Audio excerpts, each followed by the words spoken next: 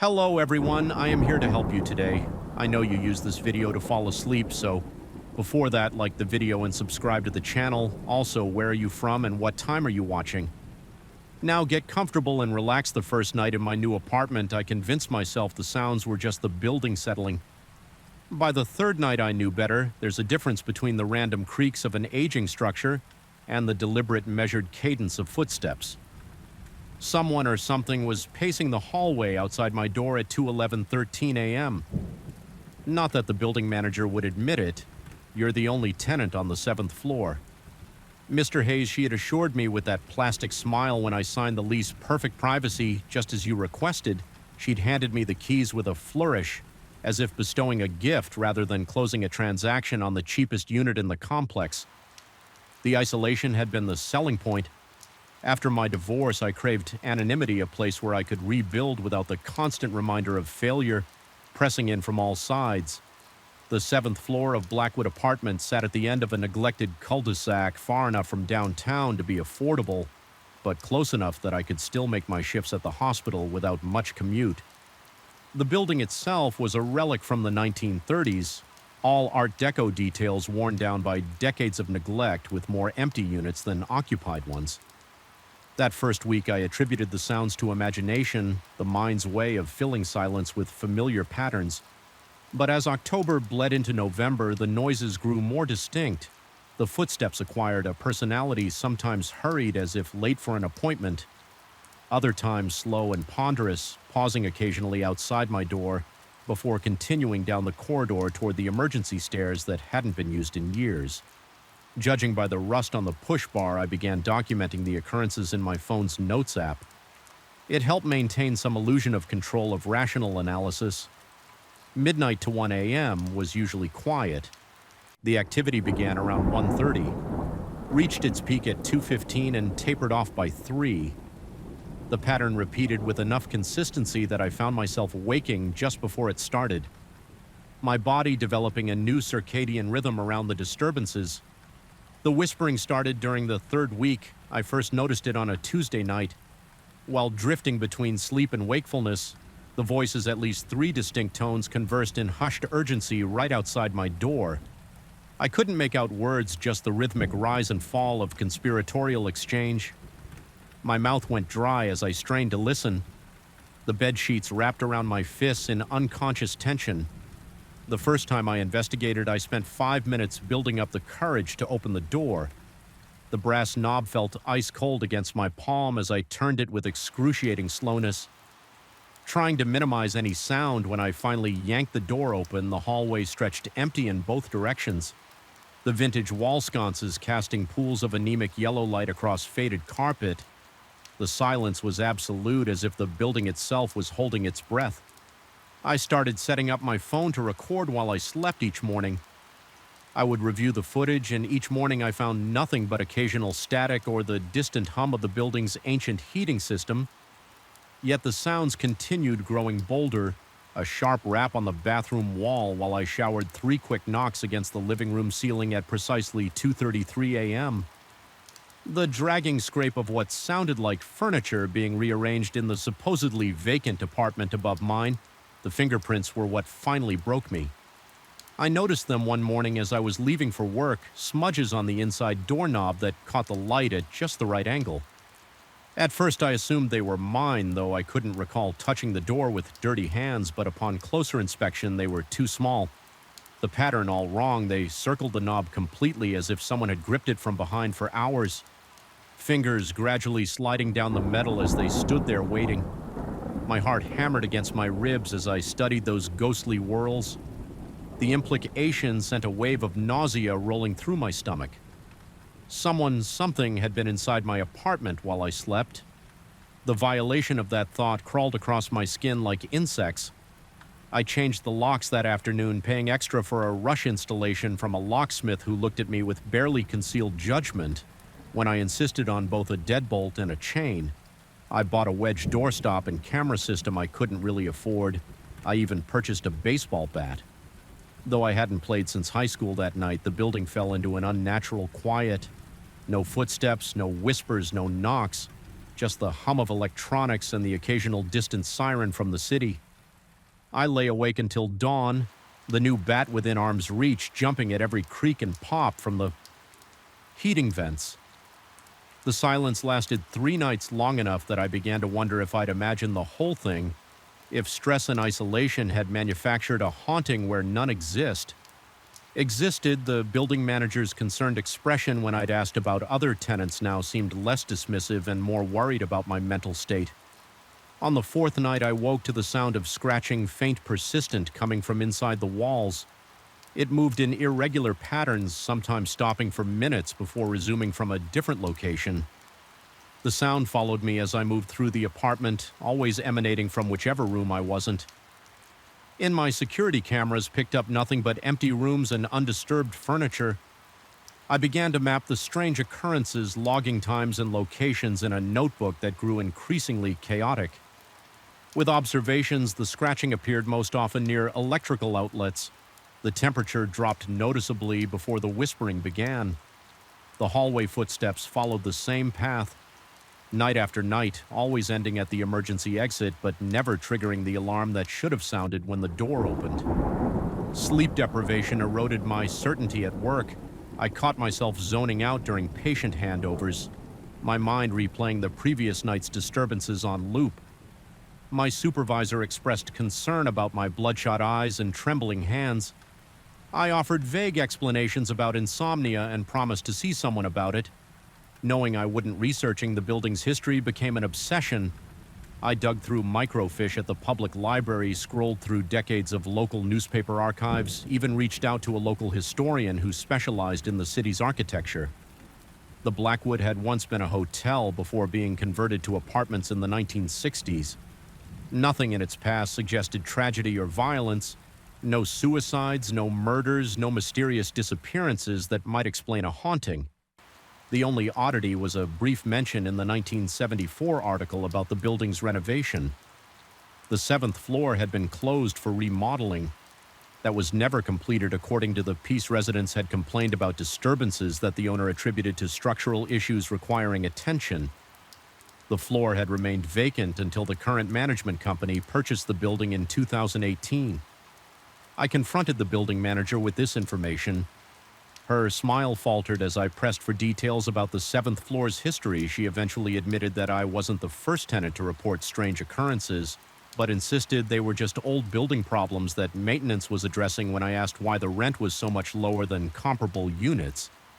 She changed the subject the night after our conversation. I returned to find my apartment door slightly ajar.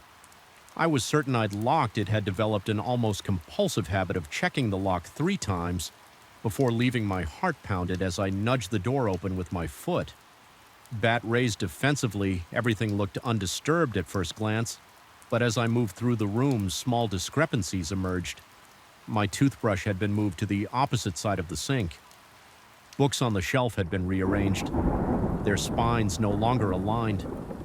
The photo of my ex-wife and me, the one I kept meaning to put away but never did, had been turned face down. Most disturbing of all, my notebook detailing the disturbances lay open on the kitchen counter, though I distinctly remembered placing it in my bedside drawer.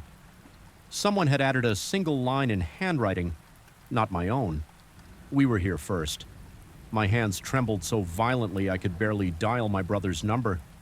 The call went to voicemail. I tried a friend next, then another, growing increasingly desperate as each call went unanswered. It was as if the world beyond my apartment had ceased to exist, leaving me alone with whatever presence had invaded my home.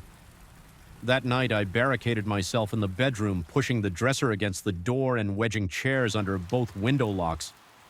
The bat lay across my lap as I sat on the edge of the bed, light on television droning at low volume. Anything to fill the silence with human sounds at precisely 2:13 a.m. The power went out. The sudden darkness hit like a physical blow. The emergency lights in the hallway should have activated, but not even their faint glow seeped under my door. The darkness was absolute, a void that pressed against my eyeballs with tangible weight. My breath came in shallow gasps as I fumbled for my phone.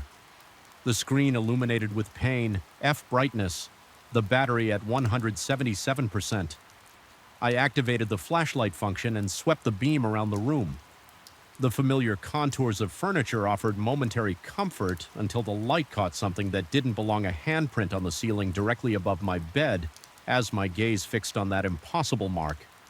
The first knock came not from the hallway or the walls, but from inside my closet. I froze, muscles locked in primal terror. The second knock followed, then a third, establishing a steady rhythm that matched my racing heartbeat. The closet door began to rattle in its frame, the cheap wood flexing inward as if under tremendous pressure. My throat constricted, I tried to call out, to demand identification from whatever lurked behind that thin barrier but produced only a strangled whimper. The rational part of my brain insisted no one could have gotten into the closet. I would have seen them. The primal part knew better. The pounding accelerated, the door shuddering with each impact. Then, as suddenly as it began, it stopped. The silence stretched for 3 agonizing seconds before being broken by the soft click of the closet latch. Releasing the door swung open with excruciating slowness, revealing nothing but hanging clothes and stacked storage boxes. My phone's light illuminated every corner, confirming the emptiness. I exhaled shakily, wondering if the wind from the building's ventilation system could have. The whispers erupted from all directions simultaneously. Dozens of overlapping voices hissing unintelligible words from inside the walls. Above the ceiling, beneath the floorboards, the temperature plummeted. My exhaled breath suddenly visible in the beam of light. The dresser blocking my bedroom door began to slide with a grinding screech pushed by an unseen force. I scrambled backward until I hit the headboard phone, clutched in a death grip as I swept the light frantically around the room. The battery indicator flashed red 15%, then 14%. The power draining at an impossible rate. The voices grew louder, almost but not quite resolving into comprehensible speech. As the dresser completed its journey across the floor, the doorknob began to turn. I watched paralyzed as it rotated completely to the left, then to the right, testing the mechanism, finding it unlocked. The door began to open. My phone died in the perfect darkness that followed. I heard footsteps enter my room, multiple sets approaching from different angles. The mattress depressed slightly as weight settled at its foot. The air grew thick with the scent of dust and something older. Like paper left too long in a damp basement, a hand brushed my ankle. I broke, then lunging blindly across the bed, swinging the bat in wild arcs that connected with nothing but air. I collided with the wall, then reoriented myself and charged toward where I remembered the door being. My shoulder slammed into the frame. As I stumbled into the hallway, the emergency lights flickered weakly, revealing empty space in both directions. I ran toward the stairs, bare feet slapping against cold tile behind me. A chorus of footsteps gave pursuit gaining ground. With each stride, I hit the stairwell door at full speed, nearly pitching headlong down the concrete steps I descended. In a controlled fall, one hand on the railing, the other still gripping the bat above me. The door slammed open again, the footsteps now a thundering cascade. The lobby stretched before me like salvation, its glass doors offering a view of streetlights and passing cars. I crossed the faded carpet at a sprint, reaching for the push bar. It didn't budge. I slammed against it again, then tried pulling. Instead of pushing, the doors remained immovable, as solid as the wall around them. Through the glass, I could see people walking past, oblivious to my plight. I pounded on the transparent barrier, screaming for help. No one turned. No one heard the footsteps reach the bottom of the stairs. I spun around, pressing my back against the unyielding door. Raising the bat in trembling hands, the lobby stood empty. I waited. Muscles tensed for an attack that didn't come. Minutes dragged by in silence. Eventually, I gathered enough courage to cross back to the stairwell, peering cautiously up the concrete shaft. Nothing moved in the shadows. I tried the front doors again. They opened effortlessly, admitting a rush of cold night air that raised goosebumps along my arms. I stepped outside, half expecting some force to pull me back in. Nothing did. I spent what remained of that night in my car, parked under the harsh fluorescence of a 24-hour gas station when morning came. I returned only long enough to pack essentials, performing the task with frenetic speed while daylight streamed. Through the windows as I was zipping my suitcase, my phone chimed with a text from the building manager moving out. "So soon, Mr. Hayes, the 7th floor won't be the same without you. The others were just getting to know you. I abandoned the lease, forfeiting my security deposit without complaint. The management company never contacted me about the remainder of my contract. Sometimes I drive past the Blackwood. Compelled by a fascination, I can't explain the 7th floor. Windows remain dark, but occasionally I glimpse movement behind the glass, a shifting of curtains, the suggestion of a silhouette according to the building's website. The 7th floor remains unoccupied, yet at night lights flicker on and off in windows that should be empty. And sometimes when I sit in my car across the street, I see a familiar figure moving from room to room in what used to be my apartment. A man about my height and build performing the mundane rituals of daily life. His face is always turned away from the window, but I know what I'd see if he turned around. The same hands that left those dusty prints on my doorknob now operate his limbs, the same voices that whispered outside my door now control his vocal cords. They were there first, after all, and they've been looking for new tenants for a very long time. The first night I heard it, I convinced myself it was just the house settling. Old buildings make noise, they breathe, they creak, they whisper to themselves in the dark. But this wasn't the familiar symphony of aging wood and pipes. These were footsteps, deliberate, measured directly above my bedroom where nothing should exist except empty space and roof. I had signed the lease 3 weeks ago, a steel, really a single story. Ranch-style home on the outskirts of town, far enough from neighbors to avoid their prying eyes, but close enough to civilization that I didn't feel completely isolated. The listing had been clear: 2 bedrooms, 1 bathroom, a modest kitchen, and a living room with a fireplace. I doubted I'd ever use nothing about an attic, nothing about a 2nd floor, nothing about the narrow door at the end of the hallway that I had assumed was a linen closet until I opened it and found a steep staircase disappearing upward into darkness. The landlord hadn't mentioned it during the walkthrough, and I hadn't asked what was there to ask. It was just storage space cramped. Dusty, filled with cardboard boxes left behind by previous tenants. The ceiling hung low, forcing me to hunch over when I first explored it. My flashlight beam cutting through. Decades of undisturbed dust modes. I closed the door and promptly forgot about it. I had no need for extra storage. My life fit neatly into the spaces below until the footsteps started that first night. I lay rigid in my bed, eyes fixed on the ceiling, tracking the slow movement above heel to toe, pacing the length of my bedroom back and forth. Back and forth, each step was light but distinct, like someone trying not to be heard but unable to become completely silent. Between footfalls came another sound, the soft scrape of something heavy being dragged across the floor. My rational mind scrambled for explanations: raccoons, squirrels, maybe even a stray cat that had somehow found its way in. But the movements were too deliberate, too measured for an animal, and too heavy. The next morning I climbed the stairs to the attic, my heartbeat quickening with each step. Dust covered everything in an undisturbed blanket. The boxes sat exactly as I had seen them weeks before. Nothing had been moved. No tracks marked the floor, no signs of life. Disturbed the stillness. I told myself I had dreamed it until it happened again. The following night, and the night after that. Each time the same pattern: footsteps. Crossing back and forth, the occasional scrape of something being moved, all directly above my bed. Each morning the attic looked untouched, pristine in its abandonment. By the 5th night, sleep deprivation had frayed my nerves raw.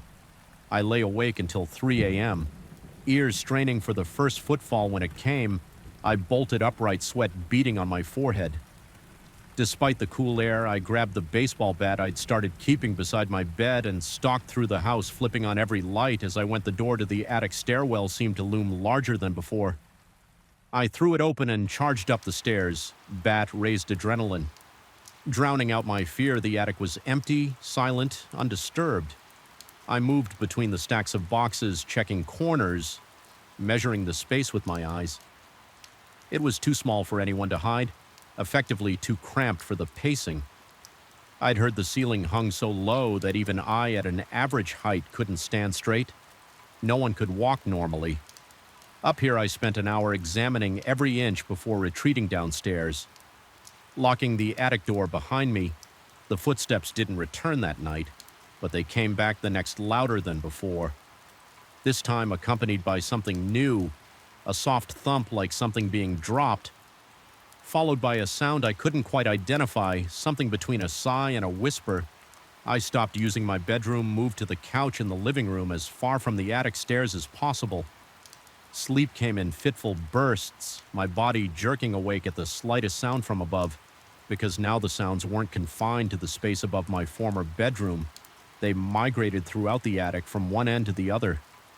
Restless and increasingly bold, I convinced a friend to stay over. Hoping for validation, asked casually if he heard anything strange during the night. He slept soundly, reported nothing unusual in the morning, and looked at me with barely concealed concern when he saw the dark circles under my eyes, the tremor in my hands. As I poured coffee, I didn't mention the attic to him. How could I explain that a space too small for human movement somehow contained human footsteps, that boxes sat undisturbed, despite sounds of furniture being dragged, that I was slowly coming undone because of what might be nothing more than the house settling? After 2 weeks, I couldn't stand it anymore. I instead called a padlock on the attic door, not to keep whatever was up there contained, but to prove to myself that nothing was accessing the space. I checked the windows in the attic. All were painted shut, sealed tight. For what looked like decades, no entry point existed except the stairs. That night, the sounds were muffled but unmistakable footsteps, movement and something new, a rhythmic tapping like fingers drumming impatiently against wood. My skin crawled with each tap, each footfall. My mouth went desert dry, my heart hammering so hard I could feel it in my throat. Morning revealed the padlock intact, undisturbed.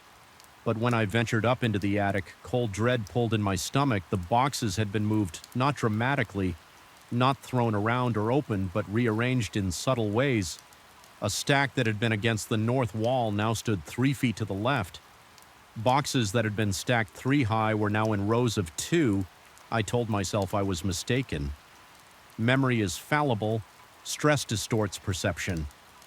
I took photos of the attic with my phone before leaving for work, determined to document any future changes. The next morning, the photos didn't match the arrangement I found. Boxes had migrated again. This time, more significantly, one was open, its contents, old books from the look of it, spilled across the floor. The padlock remained intact, unbroken, unopened. I changed the locks on all exterior doors, checked every window twice, convinced myself there must be another entrance to the attic. I hadn't discovered some hidden access point that would explain everything rationally.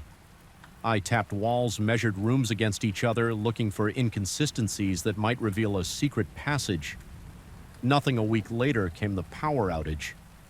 One moment I was watching TV, trying to drown out the now constant sounds from above, and the next I was plunged into darkness. The sudden silence was almost as startling as the blackout. No TV, no refrigerator hum, no air conditioning, and for a moment, no footsteps from above. I fumbled for my phone, turning on its flashlight. The circuit breaker was in the hallway that led to the attic stairs. I'd been avoiding that hallway after dark, taking the long way around through the kitchen when I needed to use the bathroom at night. Now I had no choice. My breathing came in short. Shallow bursts as I made my way down the hall. Phone extended before me like a ward against the darkness. The beam of light bounced with my trembling hand, creating monstrous shifting shadows on the walls. The hair on the back of my neck stood on end, my skin prickling with the certainty that I was being watched. The circuit break panel was just beside the attic door as I reached for it. A sound from above froze me in place. Not footsteps this time, but a single heavy thud directly above, as if something had fallen or jumped down. I looked up reflexively, then back at the attic door. The padlock was still in place, but something about the door itself seemed wrong. It took my panicked brain a moment to process what I was seeing. The door was ajar, not fully open, but cracked about an inch, despite the secured lock. a physical impossibility before I could react. Movement caught my eye. My flashlight beam had wandered to the stairs visible through the gap in the door. There, halfway up, stood a silhouette, human, shaped but wrong, somehow too thin, too. Still, it stood motionless, watching me. I couldn't make out features, just the outline against the deeper darkness. Beyond, my light seemed to stop at its edges, unable to illuminate details. My lungs seized. My heart stuttered to a stop, then exploded into a frantic rhythm. I couldn't move, couldn't speak, could barely think past the primal terror flooding my system. The figure didn't move either, just watched, waited the silence. Stretched between us, heavy with implications I wouldn't process. I blinked, it was gone, not as if it had moved away. There hadn't been time, and I would have seen it. Retreat up the stairs, it was simply gone between one heartbeat and the next, leaving nothing but empty space where it had stood. I fled, ran out the front door in my bare feet, keys clutched in my shaking hand, and drove to a motel, called in sick to work. The next day, contemplated never returning to the house, but daylight brought forced rationality. I had a lease.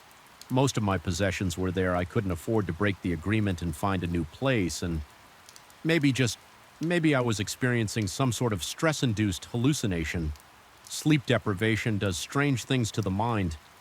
I knew that I returned, mid-morning sunlight streaming through every window I could uncover. The house looked ordinary, unthreatening. The attic door was closed, the padlock secure, no gap, no sign. It had ever been ajar, but when I climbed the stairs to check my carefully arranged photo, graphic evidence rendered moot because the attic had been transformed. Every box was open contents strewn across the floor. Old clothes, books, papers, photographs of people I didn't recognize. Decades of abandoned possessions scattered like the aftermath of a frantic search in the center of the chaos. One item stood out, a small wooden box I hadn't seen before, positioned precisely in the middle of the floor, directly above where my bed had been open. Empty, waiting, I approached it cautiously, the floorboards creaking beneath my weight. The box was old, hand-carved with intricate patterns that made my eyes hurt. If I looked at them too long, inside was a folded piece of paper yellowed with age. My hands shook as I unfolded it, revealing a floor plan of the house. My house drawn in faded ink, but not as it was. Now the drawing showed a larger structure with rooms that didn't exist, hallways that led nowhere in the current layout, and notes scribbled in margins in a cramped hand I could barely decipher. The compression is successful. Space folds upon itself when unobserved. The rooms exist simultaneously with and without. The entity remains contained but aware. It watches through the thinned barriers. Do not acknowledge its presence. Do not let it know you can perceive it above all. Do not unlock the door. I dropped the paper, backing away until I hit the wall because I had unlocked the door. Hadn't I? Not the physical padlock, but something else. Some barrier between what should and shouldn't be. By acknowledging the sounds, by searching for explanations, by looking directly at what stood on the stairs, I had unlocked something. I sleep in my car most nights. Now return to the house only during daylight hours and never venture near the attic. The landlord won't let me break the lease without losing my security deposit, and I can't afford that. So I stay in a limited capacity, watching the house. Watch me, the footsteps have stopped. The house is silent at all hours. The attic door remains closed, padlocked, undisturbed. But sometimes when I force myself to sleep in the house on the couch, lights blazing, I wake to find things moved. Nothing dramatic. A book placed on a different shelf. A cup migrated from cabinet to countertop, my keys 6 inches from where I left them. And recently, something new has started. My phone fills with pictures I never took, dozens each night, all of empty hallways, vacant rooms, unoccupied spaces in my house. Except when I look closely, they're not quite empty. In the corner of each frame, just barely visible, stands a silhouette watching, waiting, getting closer each time. I don't know how much longer I can stay here, but I'm increasingly uncertain that leaving would solve anything, because I'm beginning to suspect that whatever was contained in the attic isn't bound to the house anymore. I think it's bound to me now. And the most terrifying part, Sometimes I catch myself pacing back and forth, heel to toe, as if measuring a space much smaller than the room I'm in, as if I'm the one being compressed, now folded into something that exists both here and not here. I've started avoiding mirrors. I'm afraid of what might be looking back. The old floorboards creaked under my weight as I followed Mrs. Blackwood through the dimly lit corridor of Raven's Rest in something about the air felt wrong, heavy and stagnant, as if it had been trapped inside these walls for centuries. The proprietor's practiced smile never reached her eyes as she handed me the antique brass key to room 7, her fingertips unnaturally cold against my palm. "Remember, Mr. Evans," she said, her voice barely above a whisper, "the second floor is closed for renovations. Under no circumstances should guests attempt to go upstairs." Her eyes lingered on mine a moment too long before she turned away, leaving me alone with my luggage and an inexplicable chill that had nothing to do with the autumn weather outside. I'd found Raven Rest online while searching for accommodations off the beaten path for my writing sabbatical. Somewhere quiet, somewhere with character, the Victorian mansion turned in. Boasted 300 years of history in the small coastal town of Blackwater Cove. The rates were surprisingly reasonable and the promise of solitude, exactly what I needed to finally finish my novel. The online reviews mentioned the place was atmospheric and full of old W world charm descriptions that seemed innocuous. At the time, my room was spacious enough with worn but elegant furnishings that spoke of bygone eras. A 4-poster bed dominated the space, its heavy burgundy curtains absorbing what little daylight filtered through the single window. A writing desk faced the wall, positioned beneath an ancient mirror with a tarnished silver frame. The ceiling rose high above, adorned with intricate crown molding that drew the eye to a small, circular pattern directly above the bed. The first day passed uneventfully. I spent hours at the desk. Productive for the first time in months, the isolation and lack of modern distractions seemed to be working their magic. I wrote until my fingers ached, stopping only when my stomach demanded attention. Mrs. Blackwood had prepared a solitary dinner in the small dining room downstairs. She watched me eat from the kitchen doorway, her thin frame barely visible in the shadows. When I asked about the history of the house, she provided only vague references to wealthy merchants and noted that the property had changed hands many times over the centuries. My inquiries about the second floor were met with a tour reminder that it was unsafe. Due to structural concerns, the conversation died, after that leaving me to finish my meal in silence. It was during my first night that I heard them. The antique clock in the hallway had just chimed twice when I jerked awake, my heart hammering against my ribs. Something had pulled me from deep sleep, not a nightmare but a sound. I lay perfectly still, ears straining in the darkness. At first there was nothing but the gentle tapping of tree branches against my window and the distant crash of waves on the shore. Then I heard voices, not one but several, engaged in what seemed to be a heated discussion. Directly above my ceiling, the words were indistinct, muffled, as if coming through layers of insulation, but the cadence was unmistakably human. The circular pattern in the ceiling center appeared to amplify. The sounds almost like an acoustic design feature. My mouth went dry as I listened to the rise and fall of their tones, sometimes urgent, sometimes dropping to whispers too faint to perceive. I told myself it must be other guests, despite Mrs. Blackwood's claim that I was the only one staying at the inn that week. Perhaps she had family living upstairs or workers had arrived early for the renovations. Logical explanations existed. They had to in the morning. The memory of those voices seemed less threatening in the weak sunlight that filtered through my window. I mentioned hearing movement upstairs to Mrs. Blackwood as she served breakfast.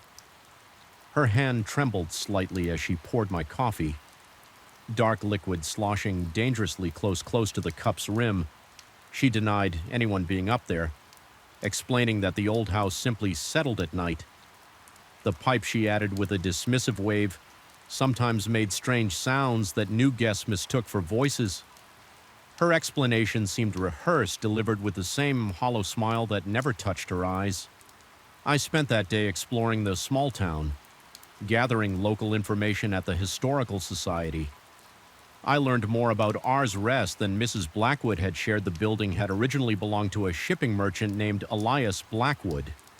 In the early 1700s, records indicated the upper floor had once housed servants' quarters. When I asked if there were any tragic events associated with the property, the elderly archist's expression darkened. She hesitated before mentioning rumors of disappeared servants and whispers of dark rituals, but quickly dismissed them as local superstition. My skin prickled as she described how Elias Blackwood had been obsessed with communicating with entities he believed existed in the spaces between worlds.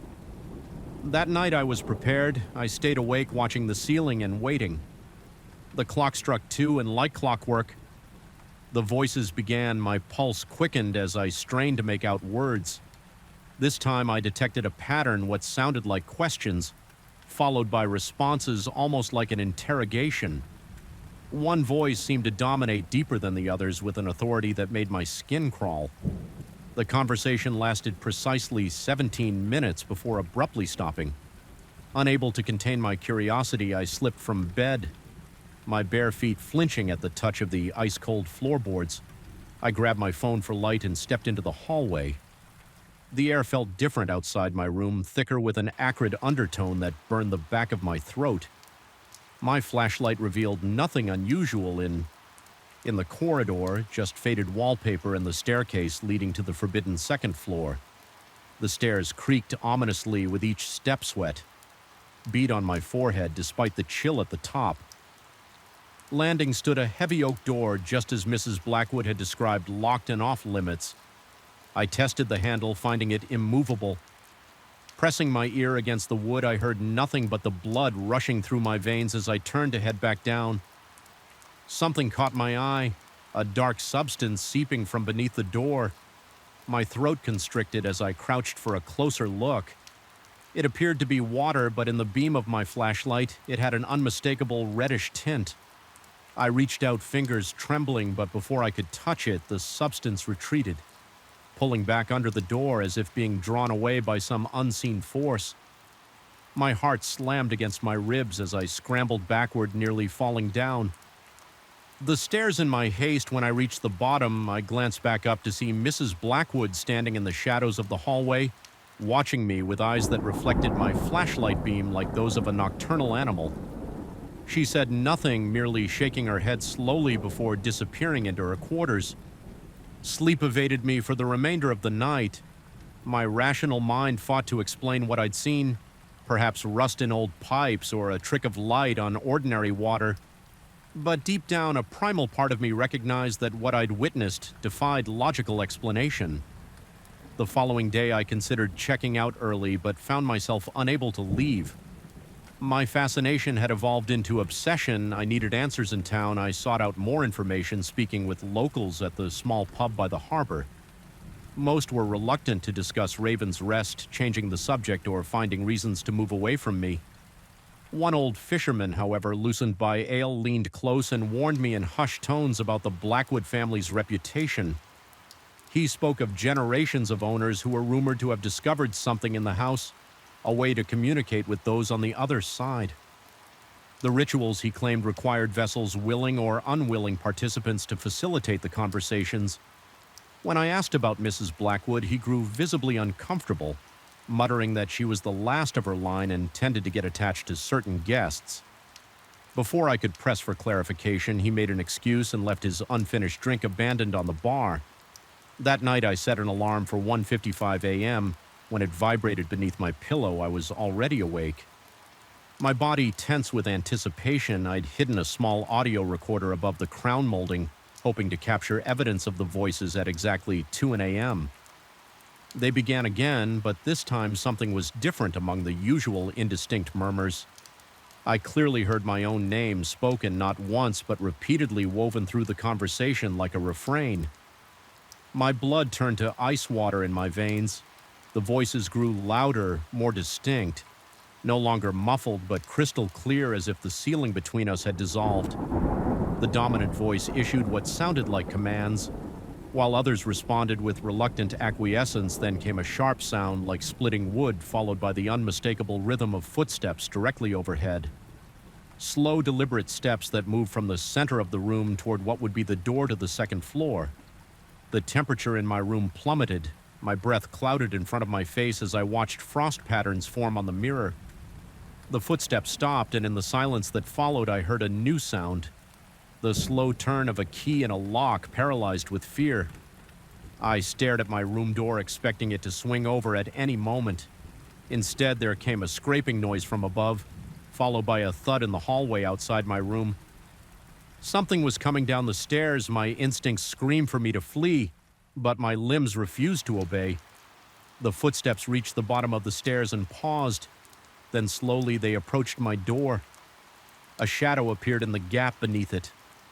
Blocking the faint light from the hallway, the brass doorknob turned slowly back and forth. Testing I had locked it. I was certain I had locked it. Yet the mechanism clicked and the door began to open. Inward cold air rushed into the room, carrying with it the scent of salt water and decay. I finally broke free from my paralysis, scrambling backward until I hit the headboard, my heart threatening to burst from my chest. The door opened fully, revealing not Mrs. Blackwood, but an empty hallway. The air shimmered like heat waves rising from summer pavement, distorting my view as I watched, unable to look away. The shimmer coalesced, forming the vague outline of a human figure, transparent but undeniably present. A voice filled the room, the dominant one from upstairs. Though the apparition had no visible mouth, it called me by name, claiming they had been waiting for someone receptive, someone who could hear them. They needed a new vessel. It explained as Mrs. Blackwood had grown too frail for their purposes. I was ideal, sensitive enough to perceive them, isolated enough that no one would miss me immediately. The longer I stayed, the stronger their connection to me would become, until I could serve as their bridge to the physical world.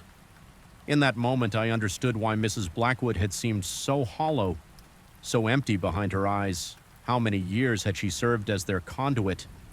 How much of her original self remained? The figure began to advance toward my bed. My muscles screamed as I forced myself to move, lunging for the window. The latch was stiff with age, but terror lent me strength. As the cold presence reached the foot of my bed, I finally forced the window open and launched myself through it, caring nothing for the fact that I was on the ground floor but could have been much higher. I hit the damp earth with a jarring impact, rolled to my feet, and ran behind me. Voices called, not just one now, but many, a chorus of entreaties and threats that pursued me down the gravel drive. I didn't stop running until I reached the town, collapsing on the steps of the closed gas station. Trembling violently in the night air, I never returned to Raven's Rest for my belongings. I called the local sheriff from a motel 30 meters away, inventing a family emergency to explain my abrupt departure. They retrieved my laptop and clothes, though Mrs. Blackwood reported that my audio recorder couldn't be found. That was 3 months ago. I've moved twice since then. Changing states, changing jobs, doing everything possible to put distance between myself and Blackwater Cove. But distance isn't enough every night around 2 a.m. I wake to the sound of whispers, faint but growing clearer with each passing week. Sometimes in the moments between sleep and wakefulness, I see frost patterns forming on my bedroom mirror. The dreams are the worst vivid scenes where I'm back at Raven's Rest, but I'm not myself anymore. I watch through my own eyes as my body moves of its own accord, walking the halls, speaking words that aren't mine to visitors who look just as I once did. Tired travelers seeking solitude, unaware of what waits for them upstairs. I've started leaving the television on all night. I've tried sleeping pills, white noise machines, even soundproofing my bedroom walls. Nothing helps.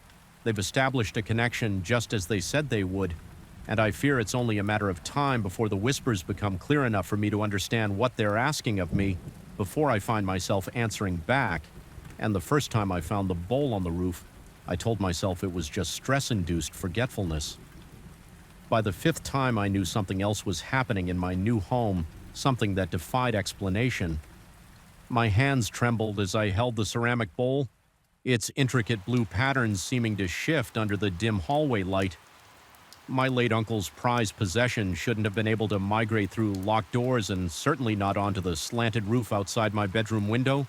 Yet there it was, again positioned precisely where the morning sun would illuminate its glazed surface, as if demanding to be noticed.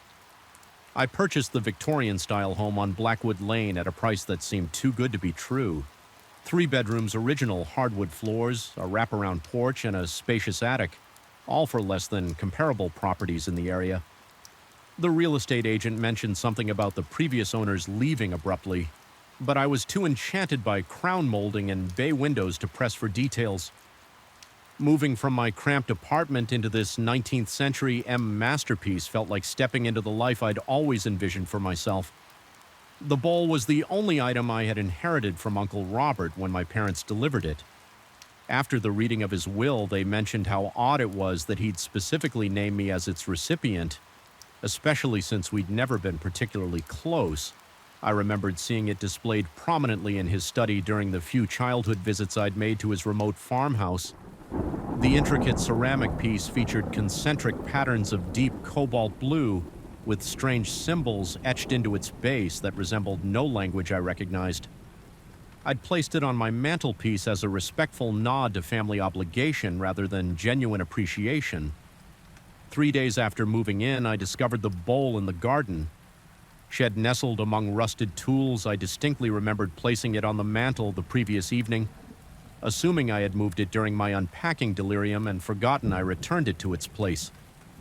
The next morning, it sat perfectly centered on my kitchen island the day after, balanced precariously on the banister of the second-floor landing. Each time I returned it to the mantel, each time it migrated. Elsewhere on the 7th night, I placed the bowl in a locked cabinet in my home office. I double-checked the lock, even testing the door with several firm tugs for added measure. I positioned a chair against the cabinet and balanced my phone on the chair's edge, an improvised alarm system that would clatter to the floor if disturbed sleep came reluctantly that night. My mind racing through rational explanations. Perhaps the house was settling, causing imperceptible shifts that somehow unlocked the cabinet. Maybe I was sleepwalking for the first time in my life. Possibly I was experiencing early onset dementia like my grandmother at 3:17 a.m.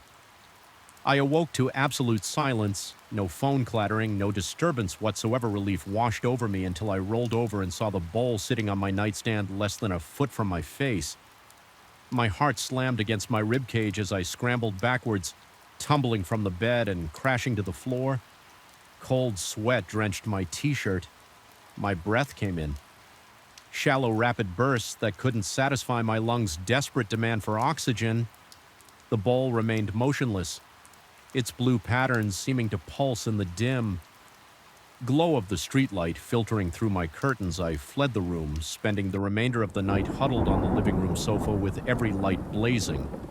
When morning came, I checked the cabinet's still-locked chair, undisturbed, as if the bowl had simply phased through solid matter, desperate for answers. I took the bowl to an antiques appraiser the following day. The elderly woman examined it carefully, her magnifying glass hovering over the strange markings on its base. She explained that the piece appeared to be mid-19th century, likely of Eastern European origin, though the symbols defied her expertise in ceramics markings. When I explained my predicament, choosing my words carefully to avoid sounding deranged, her expression shifted from professional interest to guarded concern. She returned the bowl hastily, suggesting I consult with a different type of expert, one who specialized in objects with attachment issues, as she delicately phrased it. That afternoon, I spent hours researching the history of my house. The local historical society provided records showing the home had been built in 1872 by a merchant named Elias Blackwood, who had made his fortune importing exotic goods from Eastern Europe. The property had changed hands numerous times over the decades, with several owners departing under unusual circumstances. Sudden relocations, unexpected financial problems, or vague health concerns that necessitated moves to different climates. As I drove home, a disturbing thought surfaced. What if my uncle's bowl had some connection to the original owner of my house? The timing aligned historically, and the Eastern European connection seemed too coincidental. My stomach tightened as I remembered that Uncle Robert had been an avid collector of antiques from estate sales across the country. That night, I placed the bowl in the center of my kitchen table and simply observed it. The house felt different somehow. The usual creaks and settling noises seemed deliberate, as if the structure itself was communicating in a language just beyond my comprehension. The temperature fluctuated unpredictably, certain rooms became inexplicably cold. While others grew stifling, the air felt dense, charged with a potential energy that made the fine hairs on my arms stand at attention. At midnight, I tried a different approach. I spoke aloud to the empty house, addressing whatever force might be listening. I explained that the bowl had been given to me, that I was its rightful owner now, and that I meant no disrespect by bringing it here. My voice echoed through the high-ceilinged room, sounding thin and uncertain, even to my own ears as the words left my mouth. The overhead light flickered briefly, and for a moment I could have sworn I felt something brush past me, not a physical touch, but a disturbance in the air. Like the wake of something moving quickly, I barely slept that night, drifting in and out of consciousness on the living room sofa again. Each time I opened my eyes, the bowl remained on the kitchen table, visible through the doorway. By morning, exhaustion had overtaken my fear, and I fell into a deeper sleep. I awoke to a crash from the basement. Sunlight streamed through the windows. Indicating late morning, my muscles protested as I rose from the awkward sleeping position and cautiously approached the basement door. The bowl was no longer on the kitchen table. The wooden stairs creaked under my weight as I descended into the cool darkness below. I fumbled for the light switch, my fingers trembling against the wall when fluorescent lights flickered to life. I saw the bowl resting in the center of the concrete floor, intact, despite what had sounded like a fall. As I approached it, something else caught my attention, a section of the basement wall where the ancient wallpaper had peeled away, revealing the plaster beneath. Curiosity overwhelmed caution as I moved closer to examine the exposed wall. Scratched into the plaster were the same strange symbols that marked the base of the bowl. My breath hitched in my throat as I traced the markings with my fingertips, feeling slight indentations that suggested they had been carved. When the plaster was still wet during the original construction of the house, a sudden urge compelled me to hold the bowl up to the wall, aligning its markings with their counterparts etched in plaster. As I did, the temperature in the basement plummeted. My breath clouded air in front of my face, and a high-pitched ringing filled my ears. Drowning out all other sound, the bowl grew warm in my hands, then hot, not enough to burn, but uncomfortable enough that I nearly dropped it. The symbols began to glow with a faint blue luminescence, both on the bowl and on the wall, pulsing in unison like a heartbeat. The ringing in my ears resolved into something else, a voice distant and distorted, as if traveling across a vast distance I couldn't make out words. Just emotional impressions, urgency, warning, desperation. My vision blurred at the edges, tunneling until all I could see were the glowing symbols. My knees weakened, and I sank to the floor, still clutching the bowl, unable to release it. Despite the increasing heat against my palms in that moment of connection, understanding flooded through me, not in words or images, but in pure knowledge that settled into my consciousness as if it had always been there. The bowl had belonged to Elias Blackwood, the original owner of the house. It had been his prized possession, a vessel containing something not meant to be separated from this place. My uncle had acquired it at an estate sale decades ago, removing it from its rightful home. Now it was trying to return not merely to the house, but to something within the house, something hidden. Behind these walls, the revelation ended as suddenly as it began. The glowing symbols faded, the temperature normalized, and the bowl cooled in my hands. I remained on the basement floor, gasping for breath, my heart pounding so violently I could feel my pulse in my temples. When I finally managed to stand on unsteady legs, I noticed something I had overlooked before, a thin seam in the wall, outlining what appeared to be a small door or compartment. It took hours of careful work with tools from the shed to expose the hidden compartment. Without damaging the wall further as night fell, I finally revealed a small cavity just large enough to hold the bowl. The interior was lined with the same symbols, creating a perfect nest for the ceramic piece. When I placed the bowl inside, it fit as if custom-made for this space. Something shifted in the atmosphere of the house immediately, a releasing of tension I hadn't fully registered until it dissipated. The persistent sensation of being watched evaporated. The strange noises ceased for the first time since moving in. I felt truly alone in the house. I sealed the compartment carefully, reapplying the wallpaper I had removed. Though I considered plastering over it permanently, something stopped me. Perhaps the same intuition that had guided me through this strange experience. Instead, I made the compartment accessible but hidden. Respecting whatever agreement seemed to have been reached that night, I slept soundly in my bed, no longer fearing what I might find upon waking. The bowl remained in its proper place, not on my mantel as I had originally intended, but where it truly belonged. Reunited with the house it had never been meant to leave in the weeks that followed, I researched more deeply into Elias Blackwood's history, discovering accounts of his interest in arcane practices and beliefs that would have scandalized Victorian society. The bowl, I suspected, had been part of some ritual or practice meant to protect the house, or perhaps to protect others from something within the house. Whatever its purpose, restoring it to its original location had satisfied whatever force had been manipulating it. Occasionally, I still hear unusual sounds in the night. Not the disruptive crashes and movements from before, but soft, almost musical tones emanating from the basement. I've come to find them comforting rather than frightening. A reminder that my home harbors mysteries I may never fully comprehend. I've made peace with the knowledge that I don't truly own every aspect of this house. Some parts of it belong to history, to forces beyond my understanding. I am merely its current caretaker, preserving its secrets for whoever comes after me. The ceramic bowl taught me that some possessions aren't meant to be owned, they're meant to be returned. I still live in the house on Blackwood Lane. I've come to love it.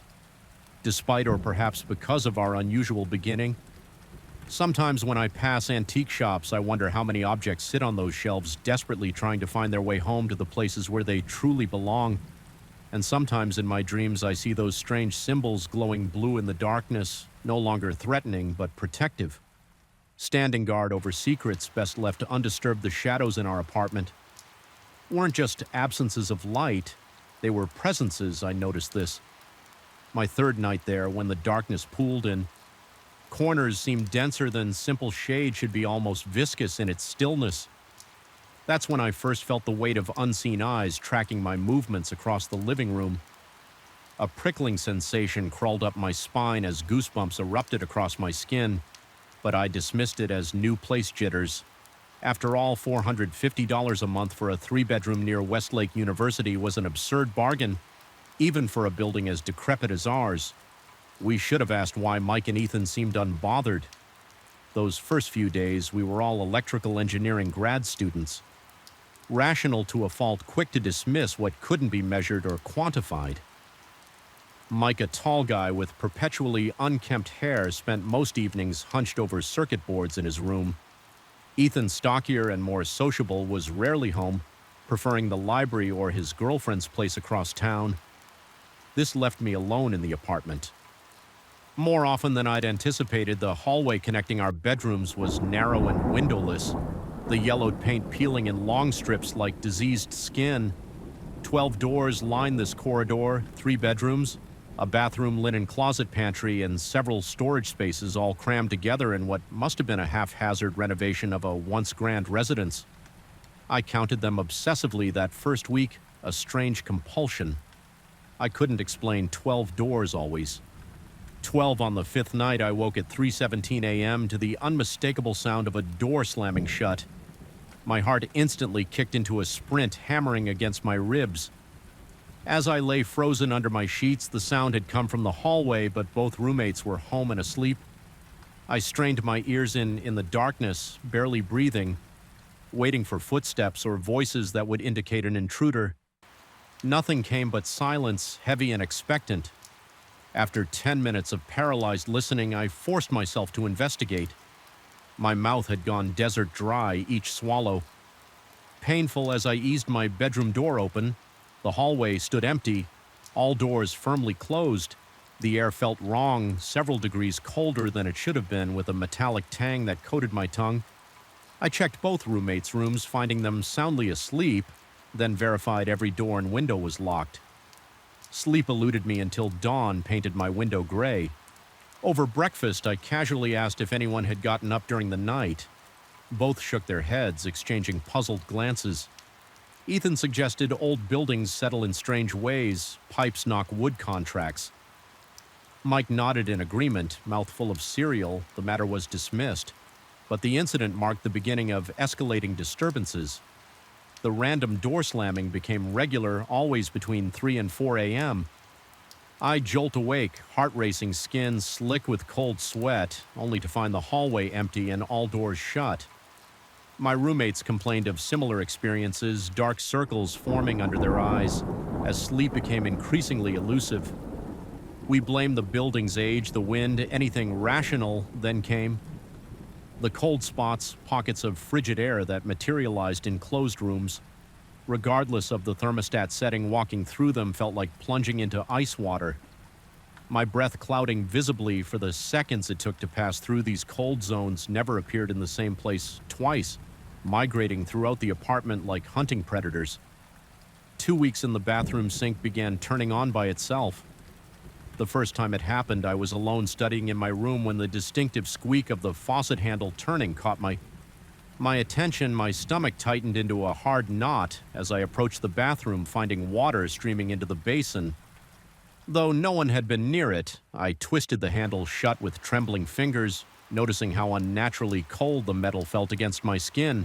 When I reported this to my roommates, their forced laughter couldn't mask their unease. We agreed to check the plumbing, but none of us actually did. I began documenting the occurrences in a journal, partly to maintain some semblance of scientific date attachment. Partly to convince myself I wasn't losing my mind, the entries grew increasingly frantic. Day 17 due slammed 3 times. Last night found kitchen chairs rearranged this morning. Mike and Ethan deny moving them day 19. Cold spot in my bedroom lasted over an hour. Temperature dropped to 46 degrees Fahrenheit according to my thermometer, while the rest of the room remained at 68 degrees Fahrenheit. Impossible day, 21. Sink turned on twice. Second time, water was scalding hot steam. Filling the bathroom, discovered deep scratches inside the basin that weren't there. Before sleep deprivation began taking its toll during lectures, my attention drifted as shadows in the periphery of my vision seemed to move independently. My academic performance suffered. Professors emailed concerns. I blamed insomnia, but couldn't explain its cause without sounding deranged. Mike was the first to break. I found him one morning staring vacantly at his reflection in the bathroom mirror, knuckles white as he gripped the sink's edge. When I asked if he was okay, he turned to me with bloodshot eyes and whispered that something had been whispering his name all night. From inside the walls, he moved out that afternoon, offering no explanation to our landlord. Leaving his security deposit behind, Ethan and I tried to rationalize Mike's departure as stress-induced paranoia, but our nervous laughter rang hollow in the apartment that now felt cavernous with one less occupant. We silently agreed to spend more time in common areas, neither willing to admit we were afraid of being alone the night after Mike left. I woke to what sounded like fingernails dragging slowly across the ceiling above the living room. The scraping noise raised every hair on my body as I lay paralyzed, my pulse throbbing in my temples. The sound continued methodically, back and forth, as if something was pacing above us, something heavy after an eternity of that rhythmic scratching. I forced myself from bed. My legs nearly buckled as I stood. Muscles weak with fear, I found Ethan already in the hallway, face ashen in the dim light without speaking. We moved toward the living room, drawn by a compulsion stronger than our terror. The ceiling fan hung motionless, but even in the darkness we could see fresh scratches marring the blades, deep grooves carved into the wood. As if by enormous claws, the switch remained in the off position. Neither of us had touched it. The scratching had stopped the moment we entered the room, replaced by a silence so complete it seemed to swallow all sound. We stood there, breathing in. Shallow gasps, neither willing to speak. What we both knew, something was in the apartment with us. Something that wasn't bound by physical laws, something that was growing stronger. Ethan broke first, stuttering that he'd be staying at his girlfriend's. Indefinitely, he packed a bag and was gone within 20 minutes, leaving me alone in the increasingly hostile space. I considered following his example, but found myself unable to leave, whether from stubborn skepticism or morbid fascination. I needed to understand what was happening that night. I sat vigil in the living room, lights blazing, armed with a baseball bat and my journal. The apartment remained still until precisely 3:17 a.m., when the temperature plummeted so rapidly my exhaled breath instantly fogged. The cold penetrated to my marrow as every door in the hallway began slamming in sequence, bang, bang, bang, like malevolent dominoes. I sat frozen, muscles locked with terror as the slamming continued in perfect rhythm. My mind scrambled for rational explanations, pressure differential, wind patterns, but failed to produce anything convincing. Then, with a final thunderous slam, silence returned. The apartment resumed its normal temperature so suddenly that sweat broke out across my skin with shaking legs. I forced myself into the hallway to investigate my baseball bat. Clutched in white-knuckled hands, I counted the doors as I passed them. A ritual that had become compulsive, 1, 2, 3, all the way to 12. All closed, but as I turned to retreat to the living room, a flicker of movement caught my eye. At the hallway's end there, where only a BL wall had stood before, was a 13th door. My heart stuttered in my chest as I stared at the impossibility before me. The door was ancient wood, blackened with age, its surface carved with symbols I couldn't recognize, but instinctively understood were malevolent.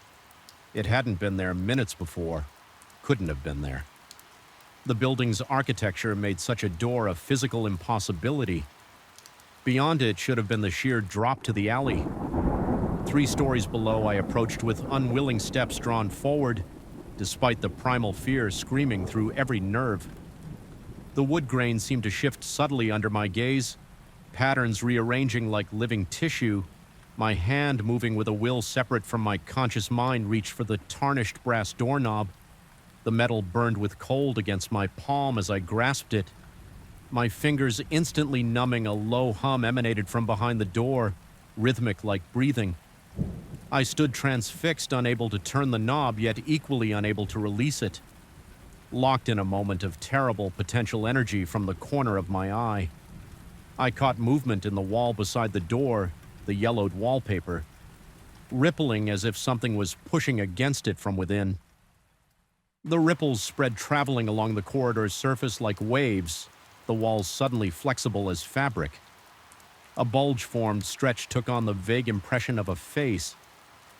Hollow eye sockets, a gaping mouth pressing outward as if trying to emerge. The sight broke my paralysis. I jerked away from the door, my numb fingers tingling painfully as circulation returned. I stumbled backward, my spine hitting the opposite wall as the bulging face receded, wallpaper smoothing as if nothing had disturbed it. The 13th door remained a dark maw in reality itself. I retreated to my room, barricading the door. With my desk, sleep was impossible. I sat with my back against the wall, eyes fixed on the door until morning light filtered through my window. When I finally summoned the courage to emerge, the hallway contained only 12 doors. The 13th had vanished. Leaving no trace of its existence in the harsh light of day, I questioned my sanity. Sleep deprivation and suggestion could explain hallucinations. I considered seeking psychological help, but feared the inevitable questions about substance abuse or family history of mental illness. Instead, I drove to the county records office and requested any information on the building's history. What I found shattered any hope of rational explanation. The apartment building had originally been a psychiatric hospital in the early 1900s. Notorious for experimental treatments, my bedroom had once been part of the ward where the most disturbed patients were housed. The renovation into apartments had occurred after a mysterious fire in 1953 that claimed no lives but destroyed the hospital's east wing. Precisely where the 13th door had appeared, I didn't return to the apartment. I packed essential belongings into my car and checked into a motel, then emailed my professors requesting a leave of absence. My security deposit, like Mike's, remained unclaimed 2 months later, safely relocated to a studio apartment across town. I ran into Ethan at a campus cost shop. The dark circles under his eyes had vanished, and he seemed almost embarrassed about our shared experience. He suggested carbon monoxide poisoning could explain our shared delusions. I nodded along, willing to embrace any explanation that didn't involve 13th doors or faces and walls. As we parted, Ethan mentioned offhandedly that new tenants had already moved into our old apartment, 3 of them all students looking for cheap rent. I felt a coldness spread through my chest as he wished them better luck than we had that night. I dreamed of a long corridor lined with doors, 12 visible and 1 hidden, waiting to be manifested behind it.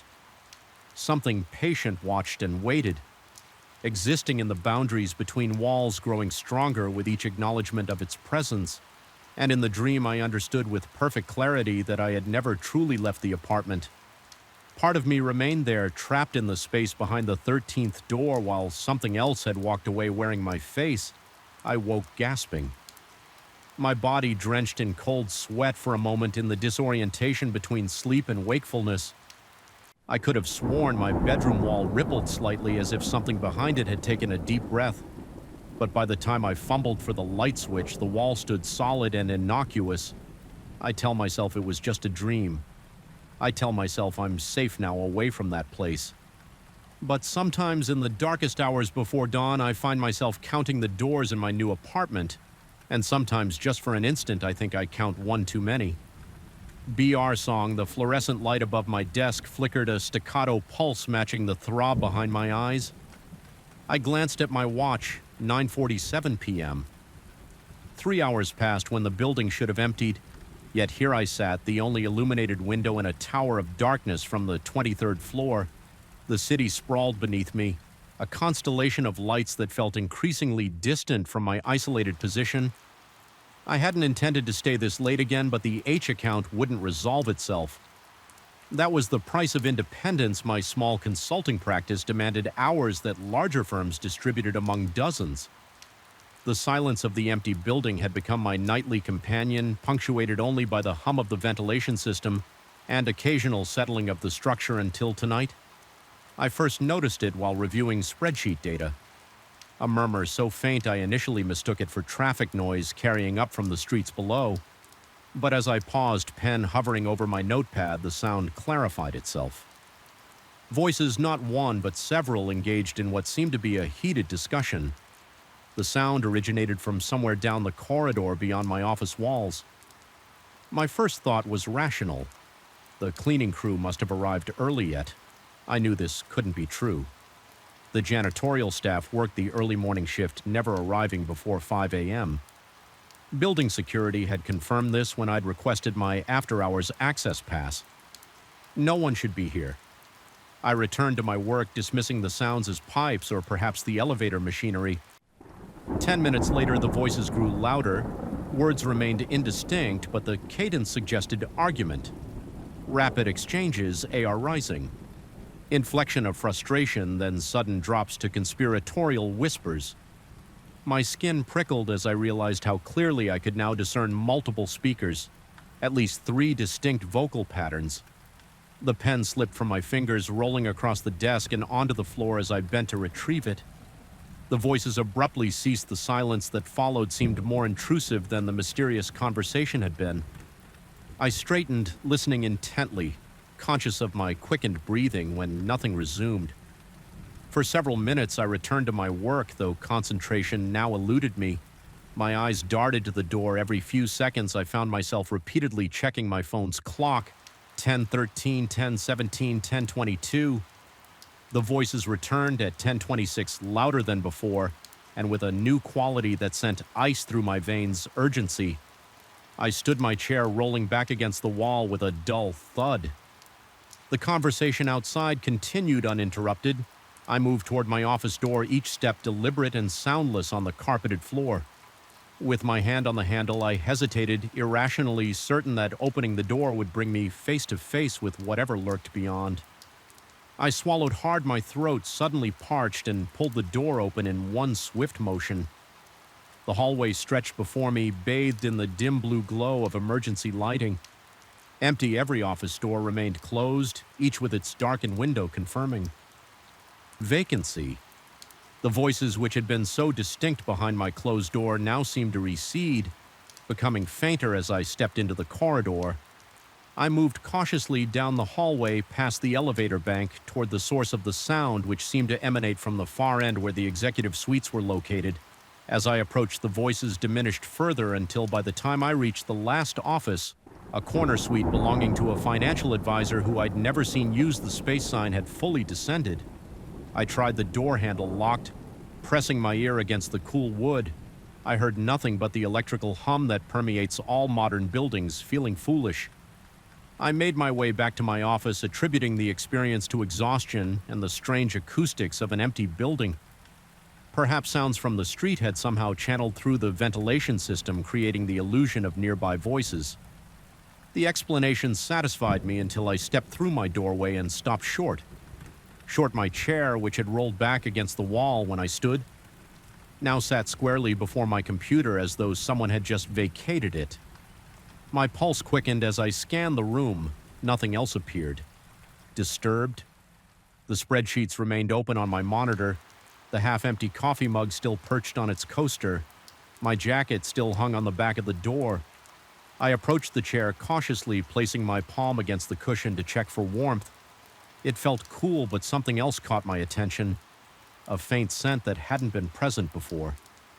Something like old paper and cologne reminiscent of my grandfather's study sleep eluded me that night. I lay in my bed, replaying each detail, rationalizing each element of the experience. By morning, I had nearly convinced myself that fatigue had distorted my perception.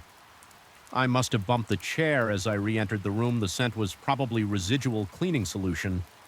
The voices were undoubtedly from a neighboring building, or perhaps even a television someone had left on in another office. I considered working from home that day, but dismissed the idea as cowardice. The following evening, however, I made a point to leave by 700, gathering my files to review at home. Instead, for 3 days, I maintained this new schedule, departing before darkness fully claimed the city. On the fourth day, a client emergency demanded my attention well past myself and opposed curfew. By the time I'd resolved the issue, night had settled heavily outside my window. The clock on my computer read 8:57 p.m. I began packing my briefcase, determined to leave before 9, when the first whisper slithered through the silence. It began, as it had before, distant and indistinct, but unlike the previous occasion, the voices escalated quickly, growing from murmurs to distinct conversation within minutes. I froze FF, still gripping a folder, halfway into my briefcase and listened. The cadence matched what I'd heard before, but now I could almost distinguish words, almost but not quite, as though the speakers used a language just adjacent to English. Familiar yet incomprehensible against my better judgment, I left my office to investigate once more. This time I brought my phone recording app activated in my pocket. The hallway appeared identical to my previous expiation. Empty, dimly lit, silent. Yet as I moved toward the executive suites, I noticed something I'd overlooked before: a thin strip of light beneath the door of the corner office. My heart hammered against my ribs as I approached. The voices had again receded to whispers, but seemed concentrated behind that illuminated door. I reached for the handle, certain it would again be locked, and nearly stumbled forward when it turned freely in my grip. I hesitated, then pushed the door open. The room beyond lay in perfect darkness, no light. Shown from within, the strip I'd seen had vanished. I fumbled for the light switch and flipped it on. Revealing an empty office, dust covers draped the furniture, and a fine layer of undisturbed dust coated every surface. No one had used this space in months. I backed out of the room, my breath coming in. Shallow gasps as I turned to retreat to my office. Movement caught my eye, a shadow passing across the emergency exit door at the corridor's end. I called out, my voice sounding thin and fragile in the emptiness. No response came, but the exit door drifted slightly on its hinges, as though recently disturbed. My pace quickened as I returned to my office. No longer concerned with stealth, I pushed through my door, grabbing for my briefcase, determined to leave the building immediately. I stopped short at the side of my desk, my papers neatly organized when I'd left. Now lay scattered across the surface, my computer monitor displayed not the spreadsheet I'd been viewing, but a blank screen with a blinking cursor as I watched text began to appear. One character at a time, as though typed by invisible hands, WELCOMETOTHEMETING. My knees weakened, forcing me to grip the door frame for support. A chill swept through me, raising goose flesh along my arms. The cursor continued to blink after the message, waiting for my response.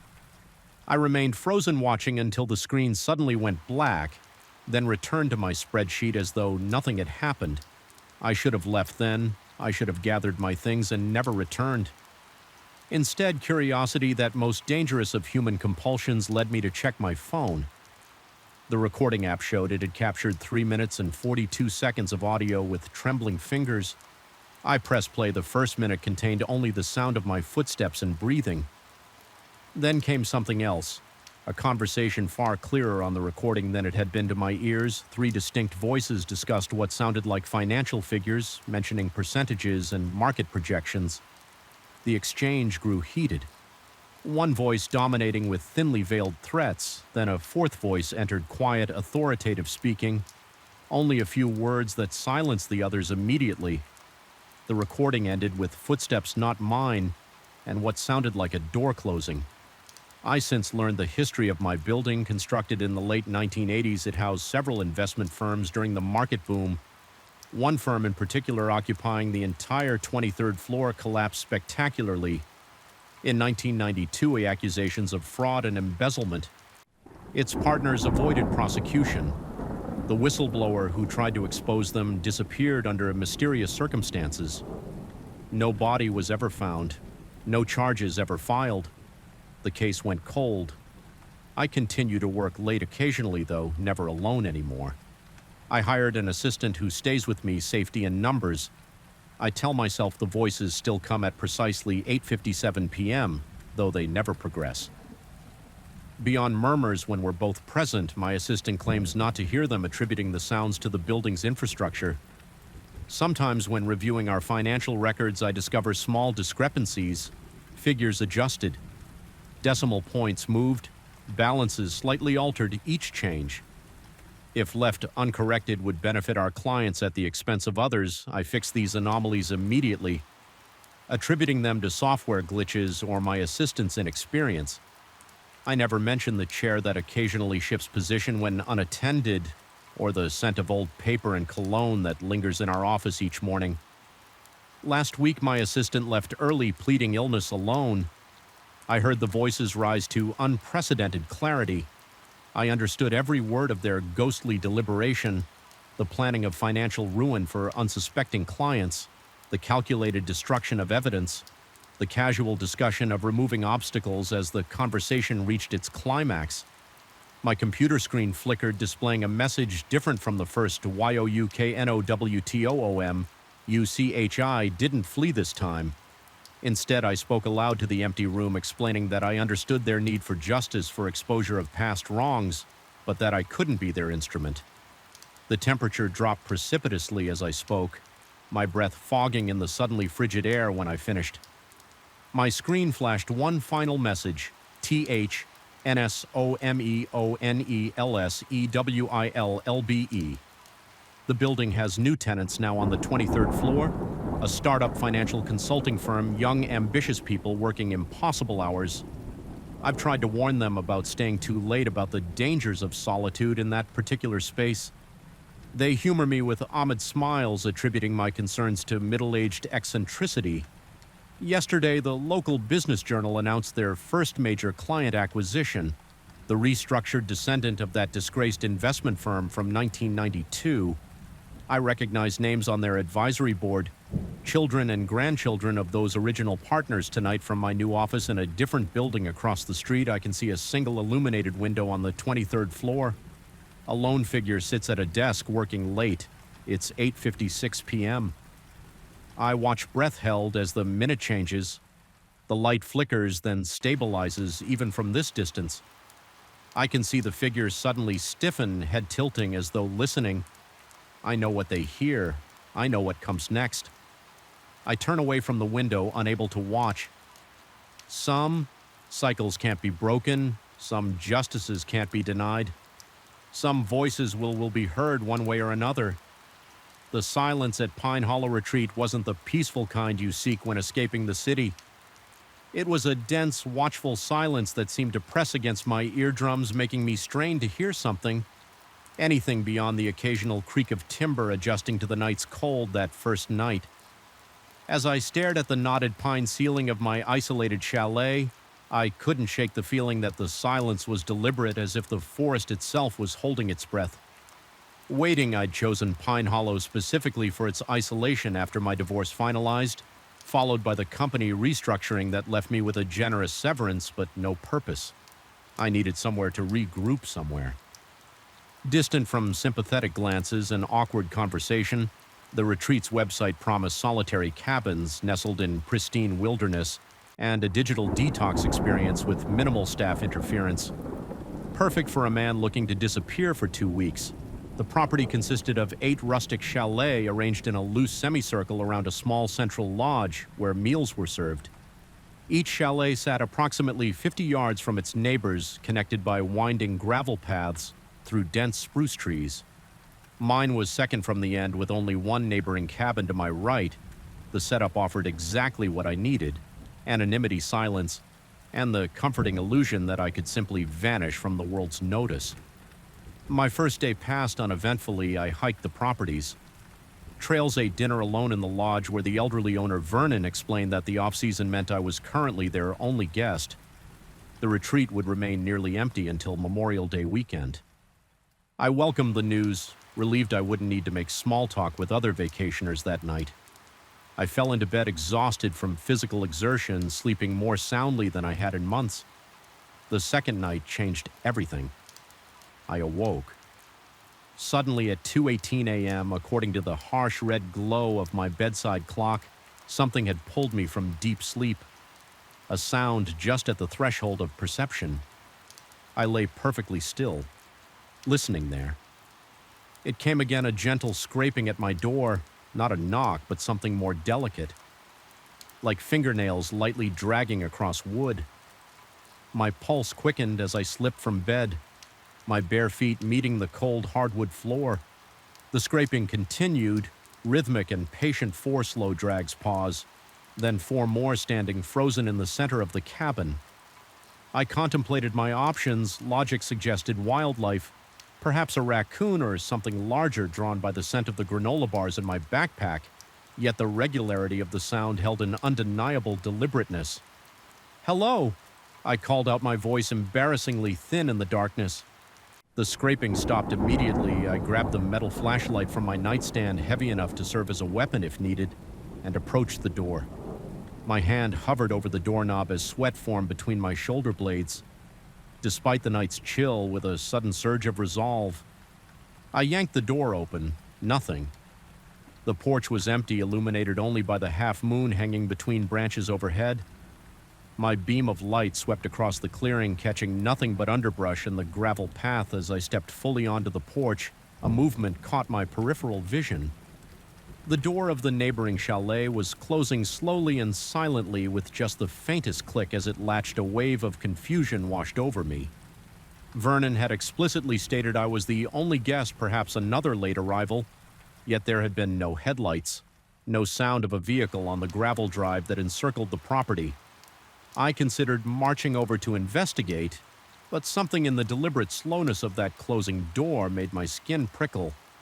Instead, I retreated inside, double-checking the lock before returning to bed, where I lay awake until dawn painted gray light through the gingham curtains. At breakfast, I casually inquired whether another had checked in overnight. Vernon looked up from wiping down tables, his weathered face puzzled as he assured me that no. I remained their sole occupant. When I mentioned seeing the neighboring cabin's door close, his expression flickered briefly, something passing too quickly across his features to identify. He answered that perhaps the wind had caught an improperly latched door, mentioning they hadn't used that particular cabin in some time due to plumbing issues. His explanation was reasonable, yet the careful neutrality in his tea felt rehearsed. I didn't press the issue, though the encounter left a knot of unease in my stomach. That afternoon, I found myself drawn to the neighboring chalet from the outside. It appeared identical to mine, a simple A-frame structure with a small porch and green-painted door. The windows were covered with blinds drawn tightly closed. Standing before it in broad daylight, I felt foolish for my midnight anxiety. I tested the door and found it locked further. Supporting Vernon's explanation, satisfied, I continued my hike, determined to dismiss the incident. Night fell early, as it tends to in densely forested areas. I'd spent the day hiking more challenging trails and returned to my cabin. Exhausted, muscles pleasantly sore after a hot shower and simple dinner, I settled into bed with a paperback thriller I'd brought along around 10 as my eyelids grew heavy. I noticed a faint glow seeping beneath my door. Not my door, I realized with a jolt of adrenaline. The light was visible through my window, a thin yellow line beneath the neighboring chalet door.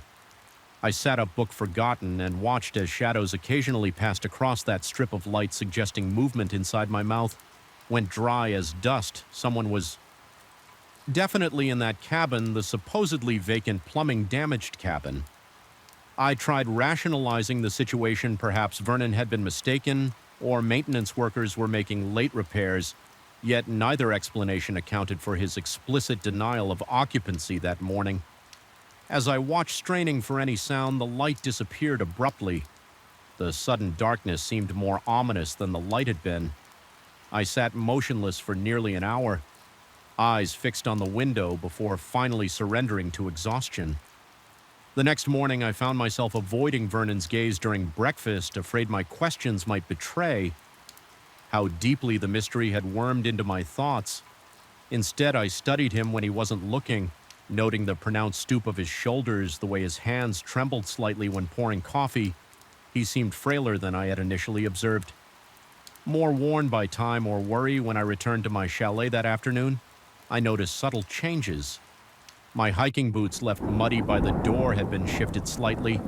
The paperback on my nightstand lay at a different angle than I remembered leaving it. Nothing substantial enough to justify accusation, yet concrete enough to confirm my growing suspicions someone had been in my cabin while I was gone. The realization sent ice water coursing through my veins. I methodically checked my belongings.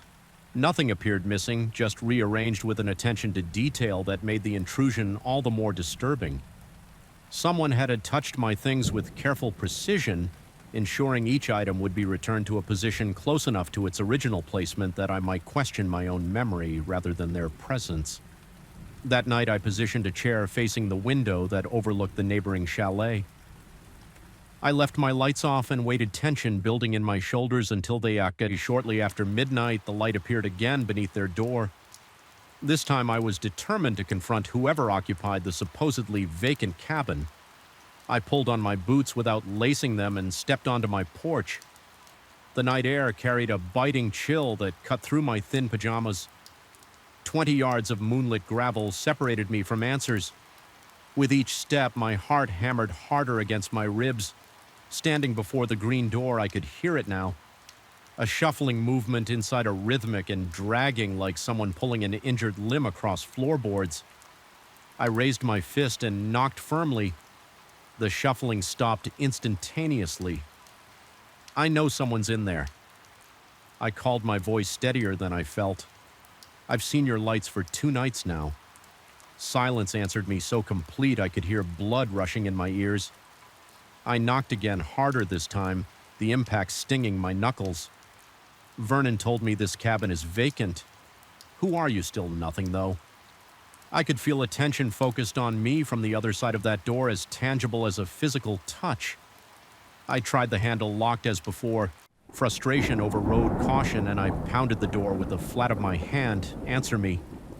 The whisper that came in response wasn't from behind the door, but directly beside my ear.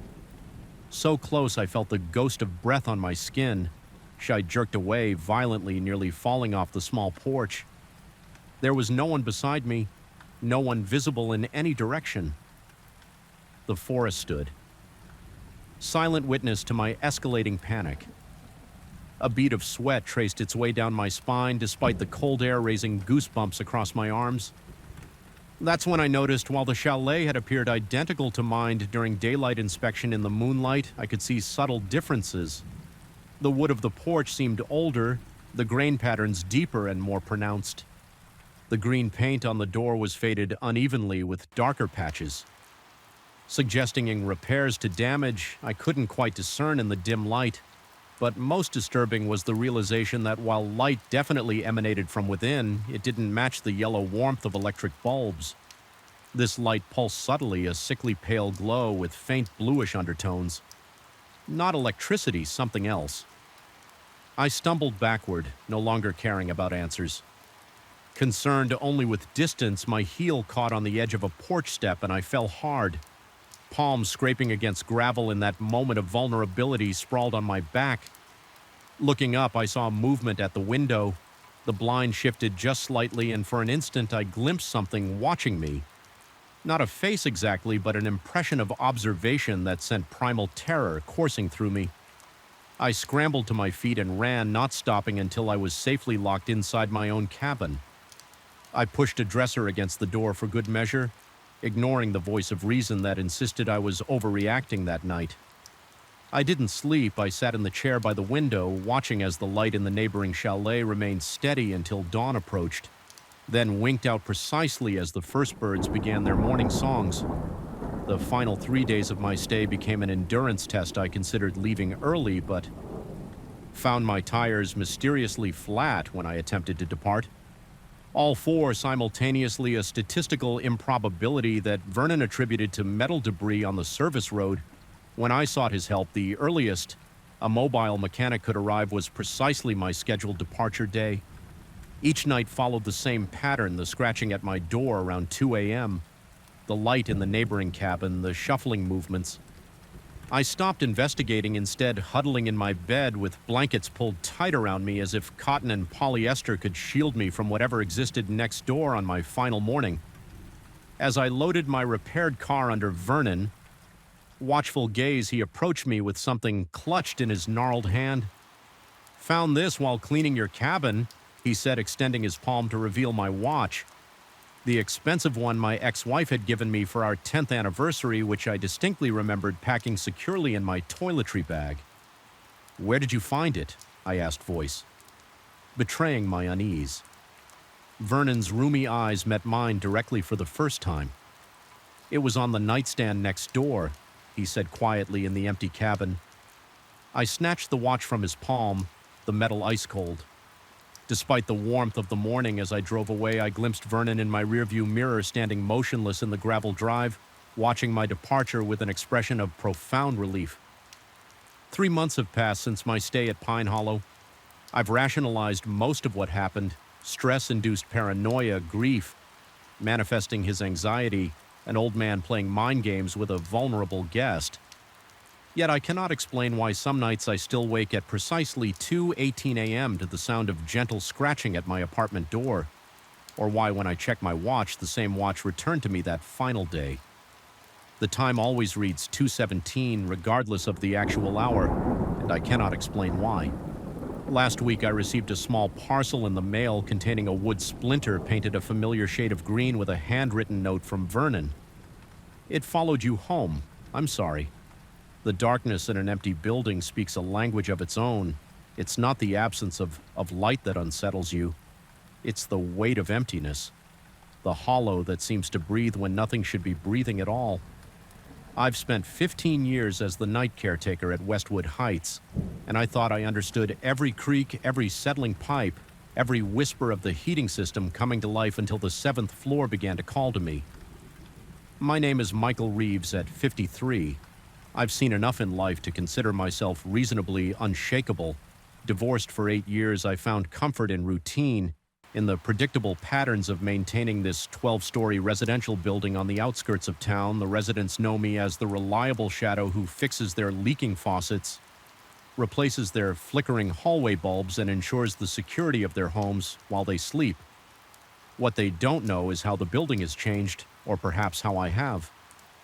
The 7th floor has been vacant for renovation for nearly 6 months now.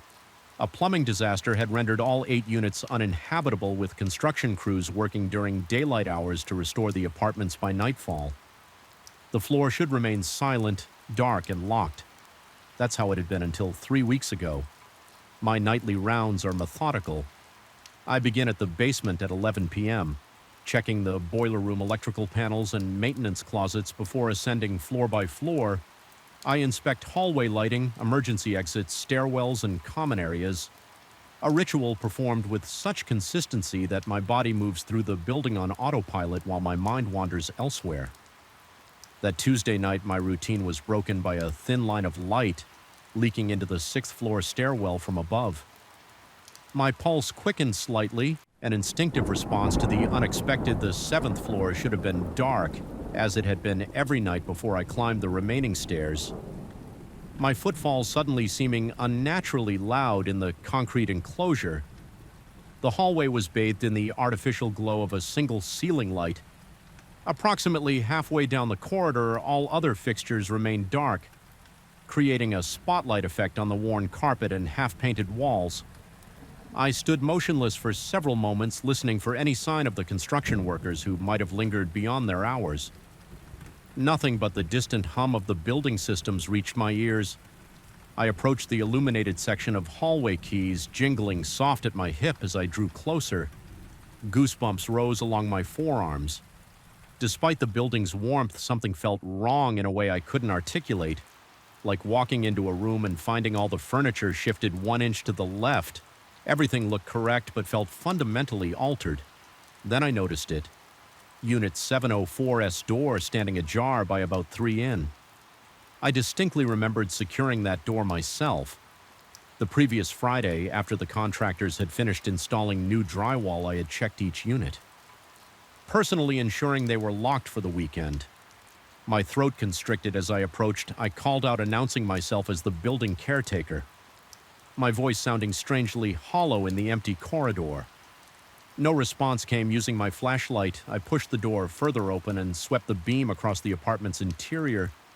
The space was guttered, exposed wall studs, wires dangling from the ceiling, plastic sheeting covering the unfinished flooring. Construction tools lay organized along one wall exactly as they should be. Yet something had disturbed the thin layer of drywall dust coating the entrance.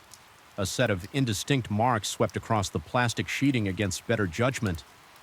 I stepped inside.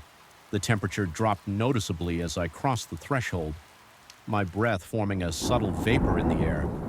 I blamed it on a draft from the exposed ventilation system, but even as I formed the rational explanation, a different part of my mind rejected it. This cold had a presence to it, a deliberate quality that made my skin prickle. I advanced further into the apartment, sweeping my flashlight across the skeletal room. The beam caught something unusual on the far wall, a small mark that hadn't been there during my Friday inspection. Drawing closer, I discovered a series of thin vertical scratches in the fresh drywall. Each about 8 inches long, they appeared deliberate rather than accidental. 5 parallel lines grouped together like fingers had scraped downward. A subtle current of air brushed against the back of my neck, stirring the fine hairs. There I spun around, heart hammering against my ribs, but found only the empty apartment behind me. The sensation persisted. However, a featheral touch circulating through the static air despite the absence of functioning ventilation. Then came the sound, distant.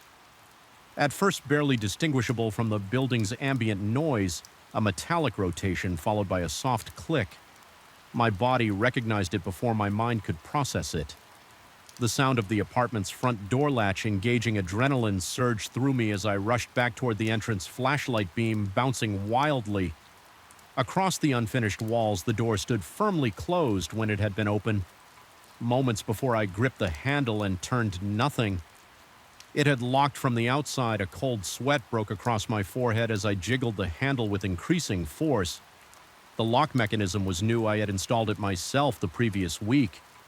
It wasn't designed to lock automatically. Someone or something had to have turned the key. I called out again, louder this time, my voice cracking slightly with the strain of forced composure.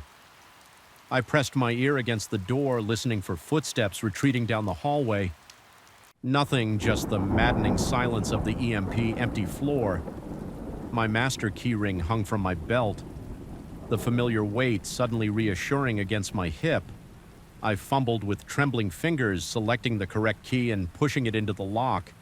It slid in halfway and stopped as if something obstructed it from the other side. Impossible, I had installed every lock on this floor myself. Panic began to bloom in my chest, my heart pounding so violently I could feel my shirt moving with each beam. I threw my shoulder against the door once, twice, 3 times. Before the frame finally splintered and gave way, I stumbled into the hallway, bracing myself against the opposite wall, gasping for breath. The corridor stood empty, the single light still burned overhead, creating islands of shadow at either end of the hallway. I scanned both directions, looking for any sign of an intruder, but found only the silent row of closed doors staring back at me like blind eyes. When my breathing finally steadied, I examined the door I had just forced open. The lock appeared untampered with from the outside. I tested my key again. It now slid in smoothly and turned without resistance.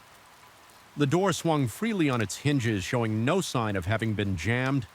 Moments before I convinced myself that the lock had malfunctioned, a reasonable explanation for a newly installed mechanism. I reported it in my maintenance log and finished my rounds, though my usual methodical pace had been replaced by hurried movements and frequent glances over my shoulder. 2 nights later, it happened again. Different unit, same floor, a light, where none should be a door that should have been locked. Standing open this time, I didn't enter, I merely closed and locked the door, making a note to check the contractor's sign-out procedure. But as I turned to leave, the unmistakable sound of footsteps pattered across the floor inside the apartment I had just secured the following week brought more incidents. The pattern became predictable yet inexplicable. Lights, activating themselves in various sections of the 7th floor doors, found ajar that I personally had locked cold spots that moved through the hallway like invisible pedestrians. I began documenting everything meticulously, cross-referencing with the construction foreman, who insisted his crew was adhering strictly to protocol, never remaining after hour. Always securing the floor before departure, I installed motion-activated cameras at my own expense, eager to identify the trespassers I was certain were responsible. The footage showed nothing, just empty hallways and doors that opened by themselves, locks turning without visible assistance. In one particularly disturbing sequence, a shadow stretched across the wall without a corresponding figure to cast it, elongating like spilled ink before dissolving into the darkness. My sleep became fragmented, corrupted by dreams of endless corridors and doors that led nowhere. Dark circles formed beneath my eyes, and residents began to comment on my haggard appearance. I brushed off their concerns with manufactured smiles and vague references to seasonal allergies. The construction foreman noticed too. He pulled me aside one morning as his crew arrived, asking if I was feeling all right. I hesitated before mentioning the strange occurrences on the 7th floor. His expression shifted from concern to unease. As I detailed the incidents, he admitted reluctantly that several of his workers had requested reassignment from the project, citing uncomfortable feelings and unexplained equipment failures while working on the 7th floor. One electrician had quit entirely after claiming to hear someone. Whispering his name from inside a wall cavity, the foreman had dismissed it as job site superstition. But now he wasn't so certain. Those revelations should have reinforced my growing dread, but instead they provided a strange comfort. I wasn't alone in my experiences. Whatever haunted the 7th floor had made itself known to others. This wasn't madness, or at least not mine alone. Armed with this validation, I altered my approach. Instead of avoiding the floor or rushing through my inspections, I began spending more time there. I would bring a folding chair to the hallway each night, positioning myself where I could observe the entire corridor and simply wait, sometimes for hours, enduring the oppressive silence and the creeping sensation of being watched from every shadowed corner. Last night, everything escalated. I had settled into my usual surveillance position when the temperature plummeted so rapidly that my breath instantly clouded before me. The cold penetrated my uniform, seeping into my bones with an unnatural intensity that no drafty building could explain. All department doors along the corridor simultaneously swung open, the sound of their unlatching, echoing like synchronized gunshots in the confined space. I froze fingers digging into the arms of my folding chair, unable to flee or call out from within. Each darkened unit, a soft blue illumination began to pulse, casting rhythmic shadows across the hallway. The light seemed to breathe, expanding and contracting with organic precision. My own breathing sin ionized with it. Involuntarily, my lungs filling as the light grew stronger, emptying as it dimmed. Then I heard it, a sound so ordinary it became terrifying in this context. From the furthest unit came the unmistakable noise of running water, not the violent rushing of broken pipes that had originally damaged this floor, but the gentle patter of a shower in use. Steam began to billow from the doorway, rolling down the corridor toward me like a living fog. My par paralysis broke. I stood shakily, my chair clattering to the floor behind me. The sound echoed unnaturally, repeating and distorting until it resembled distant, mocking laughter. I backed toward the stairwell, unwilling to turn my back on the open doorways.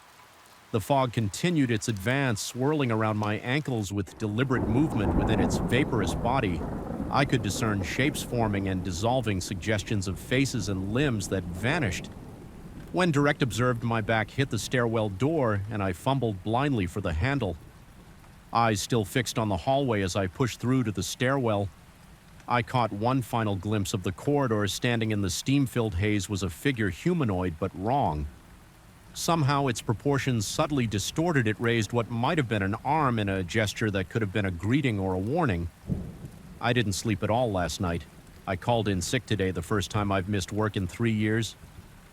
The construction foreman texted me this afternoon, asking if I knew why his crew found all their tools arranged in perfect concentric circles in the middle of Unit 704 this morning. I didn't respond tonight. I will return to Westwood Heights, and to my duties, I will make my rounds, checking each floor methodically as I have for 15 years. And when I reach the 7th floor, I know what I'll find: a light where none should be, a door that should be locked, standing open. But this time I think I'll walk in and close the door behind me, whatever waits there has been calling to me specifically. Maybe it's time I answer the darkness. In an empty building speaks a language of its own. After all these weeks, I think I'm beginning to understand what it's saying. The first message arrived at 3:17 a.m. The sudden blue glow from my phone cut through the darkness, like a knife casting strange shadows across my bedroom ceiling. My own number stared back at me, identical to the one listed as me in my contacts. The text was simple. "You volu?" I blinked, sleep evaporating from my mind. "You return." The translation made my skin crawl. Despite the grammatical error, I didn't speak Portuguese. I had never been to Brazil or Portugal or anywhere that would justify this. Linguist slipped. My thumb hovered over the screen. I typed, "Who is this?"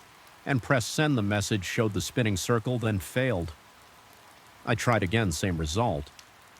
The digital void swallowed my attempts at communication, leaving only that question hanging in the air between me and or myself. I checked my call log, my message history, nothing. No record of receiving anything at 3:17 a.m. When morning came, I contacted my carrier. The representative's voice carried the practiced patience of someone dealing with paranoid customers daily. He assured me no messages had been sent to or from my number. Overnight, no unusual activity whatsoever. The conversation left me with a hollow feeling in my stomach, as if I'd swallowed something cold and heavy that refused to dissolve for 5 days. I convinced myself it had been a dream, a glitch, or some elaborate prank that would eventually reveal itself. The rational explanations I constructed felt like paper shields against the nagging dread that had taken residence in my chest. I found myself checking my phone obsessively, the screen becoming both a source of anxiety and the only window into whatever was happening. The second message came while I was brushing my teeth. "No, Saya, ainda don't leave." Yet my toothbrush clattered into the sink. I nearly slipped on the bathroom tile as I lunged from my phone, heart hammering against my ribs. The screen showed no notification, nothing, but as I stared at it, pupils dilated in the harsh bathroom light. The message appeared on my lock screen as if materializing from thin air. My hands trembled as I unlocked the phone. The message was there then in my normal messaging app from my own number. I took screenshots, recorded a video of me scrolling through the conversation. I wasn't crazy, but when I logged into my carrier account, once again, there was no record of these exchanges. Sleep became my enemy. I would lie awake, phone face down across the room, but still, somehow feeling its presence like a malevolent entity. The soft buzz of electronics in my apartment, the refrigerator's hum, the digital clock's subtle electrical pulse took on sinister undertones. Each sound became a whisper, each shadow a potential threat. The messages continued, always in Portuguese, always from my own number, always vanishing from official records. Al, don't V. They are coming, no, don't trust your eyes. Remember the accident, the last one struck me like a physical blow. What accident? I had never been in any serious accident. The closest thing was a minor fender bender 3 years ago, but something about the phrase tunned into my subconscious. Burrowing deeper with each passing hour, I began researching Portuguese using translation apps, seeking patterns in the messages. The sentences were grammatically correct, but oddly constructed as if translated from another language before reaching Portuguese. Or perhaps I thought during one particularly dark night as if composed by an entity that didn't quite grasp human communication. My work suffered, colleagues noticed my bloodshot eyes, my jumpiness. Whenever a phone chimed anywhere in the office, my boss suggested I take some time off after I snapped at a client during a presentation when my phone vibrated in my pocket. I didn't tell him the real reason that I was terrified of what new message might be waiting at home. I began covering mirrors. I couldn't explain the compulsion, only that my reflection seemed subtly wrong. Eyes holding my gaze a fraction too long. Movement slightly out of sync with my own. The bathroom mirror was first.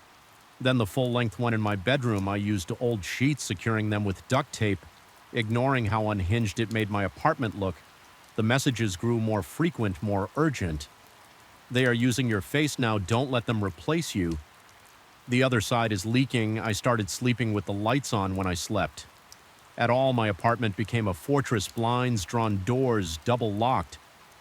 I began recording everything, setting up my laptop to capture video while I slept, hoping to catch what I wasn't sure. But the camera's unblinking eye provided a thin veneer of security. The recording showed nothing unusual, just me tossing and turning, occasionally checking my phone with wild, desperate movements, but watching myself sleep was its own kind of horror. There was something uncanny about seeing my unconscious body vulnerable and unaware. Sometimes I thought I could see my eyes open slightly, staring. Directly at the camera, though.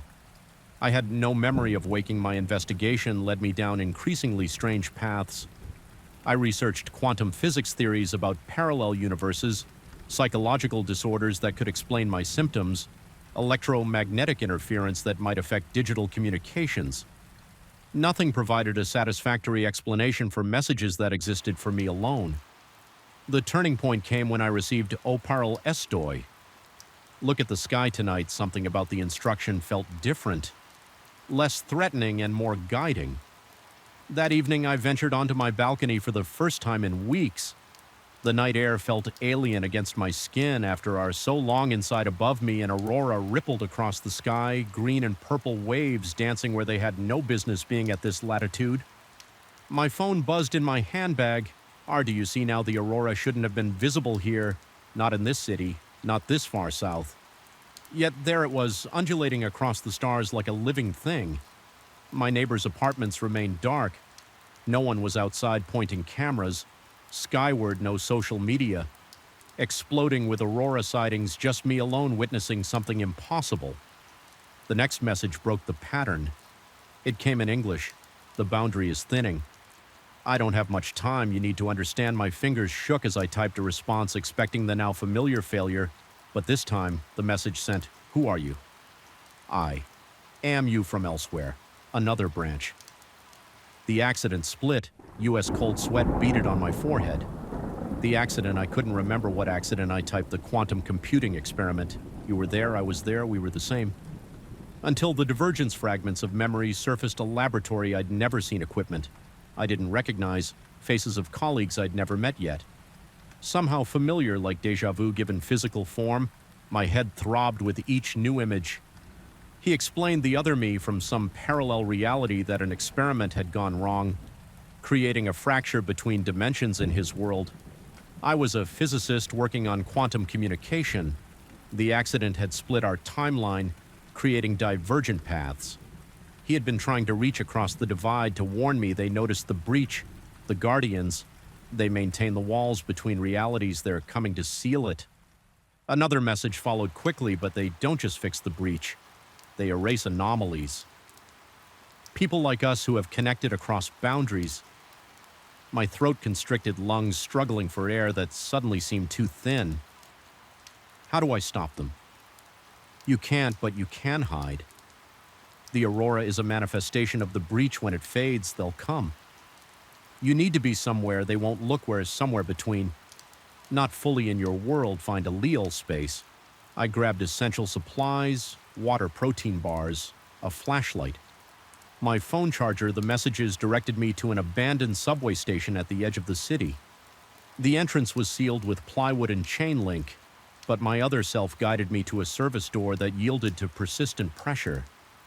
The tunnel beyond swallowed me in darkness so complete it felt solid.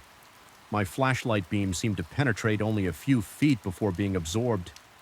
The air was stale, heavy, with decades of undisturbed dust and something else. An electrical charge that made the hairs on my arm stand on end. How long do I stay here? I texted until it's safe. I'll contact you, and if you don't.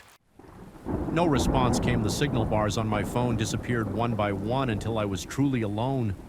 I made my way deeper into the station, finding an old Main 10M room where I set up a makeshift camp. The walls were covered in faded safety notices and what looked like mathematical equations scrolled in yellow chalk. They reminded me of quantum formulas I'd seen during my research, but more complex symbols I didn't recognize. Interspersed with the familiar time became meaningless. Underground, my phone still worked as a clock, but with no natural light. The hours blurred together. I slept when exhaustion overtook me waking to the same unchanging darkness. The only sounds were the distant rumble of trains passing on active lines far above and the occasional skittering of small creatures in the walls. On what my phone claimed was the third day, I heard something new, footsteps too measured and deliberate to be rats. I extinguished my light and pressed myself into a corner, breath shallow, heart pounding so loudly I was certain it would give me away. The footsteps passed. My hiding place paused, then continued. I caught a glimpse through a crack in the door, a figure that seemed to absorb light rather than be illuminated by it. Moving with fluid grace that no human could achieve, I remained motionless until long after the sound had faded. My phone lit up with a message: "They're searching the boundaries, stay hidden." Then, moments later, I found a solution. We can't stay separated forever, but we can reintegrate. How I typed fingers. Clumsy with fear, the breach goes both ways. I can pull you through or push myself into your reality, but the transition would be difficult. Difficult how our consciousness would merge.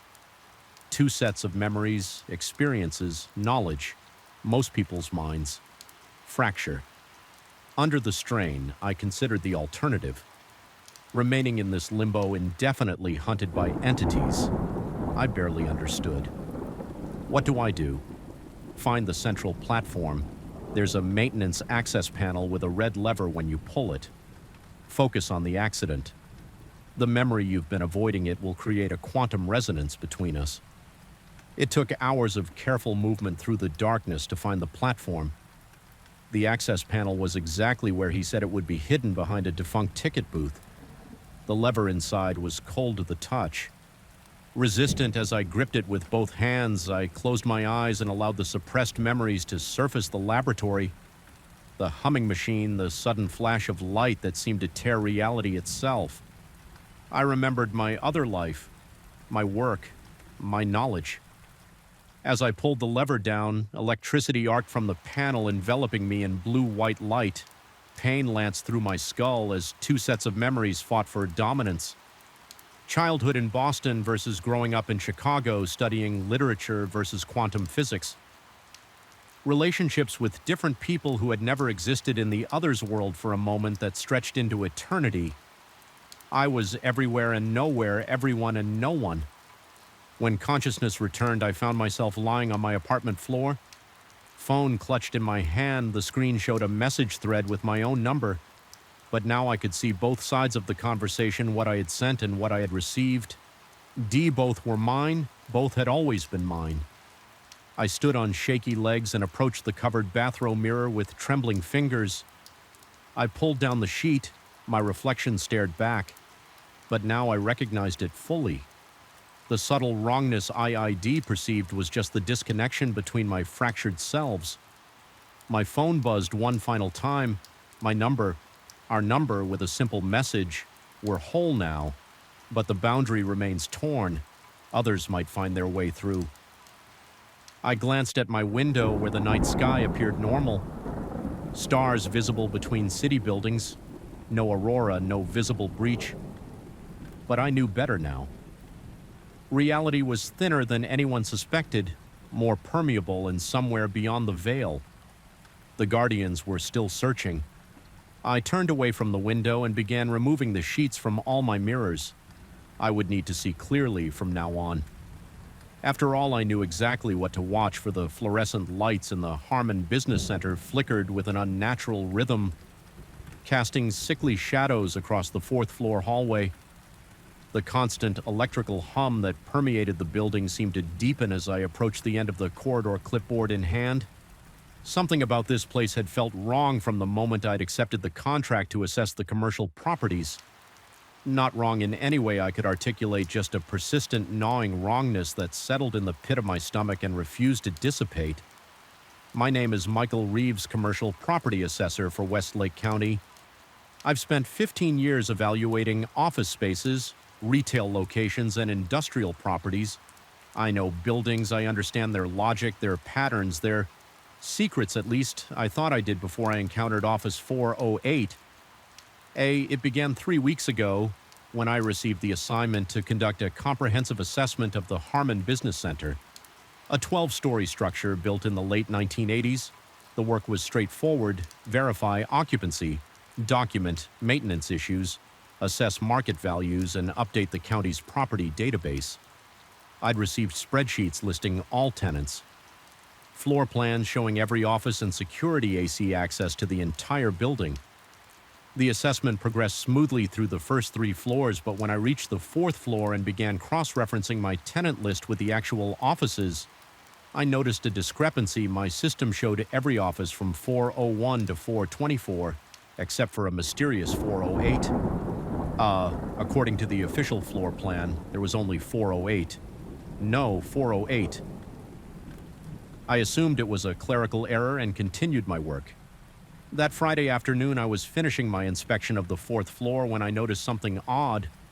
The main corridor made a sharp right turn at the end, leading to a short hallway that wasn't clearly marked on my floor plan. Following it, I discovered a door with a small tarnished plaque reading 408A in faded lettering.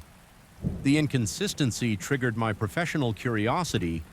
This office existed physically, but not in any of the official records.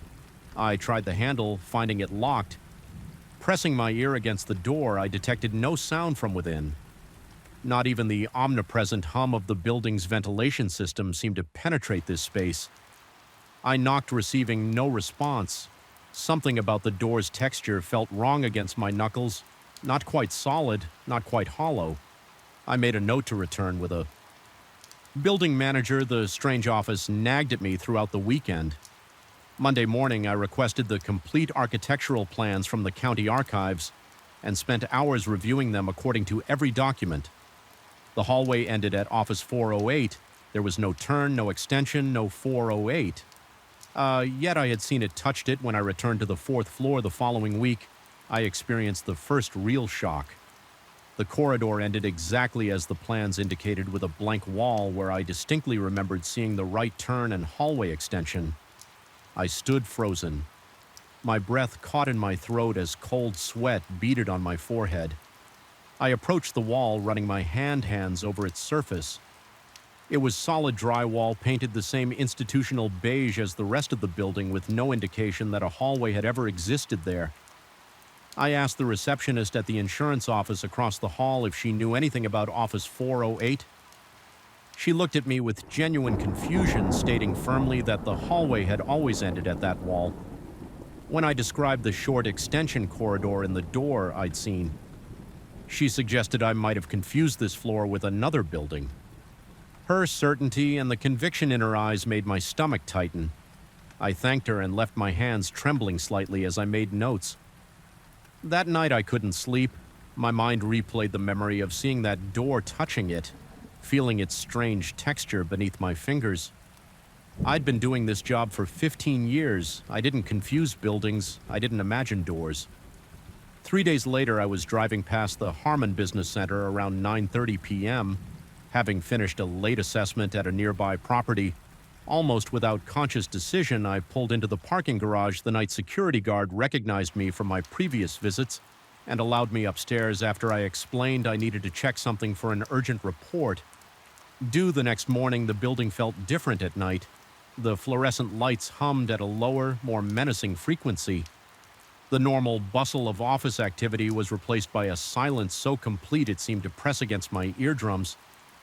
The elevator carried me to the 4th floor with a jerky motion that felt deliberate, threatening when the doors opened.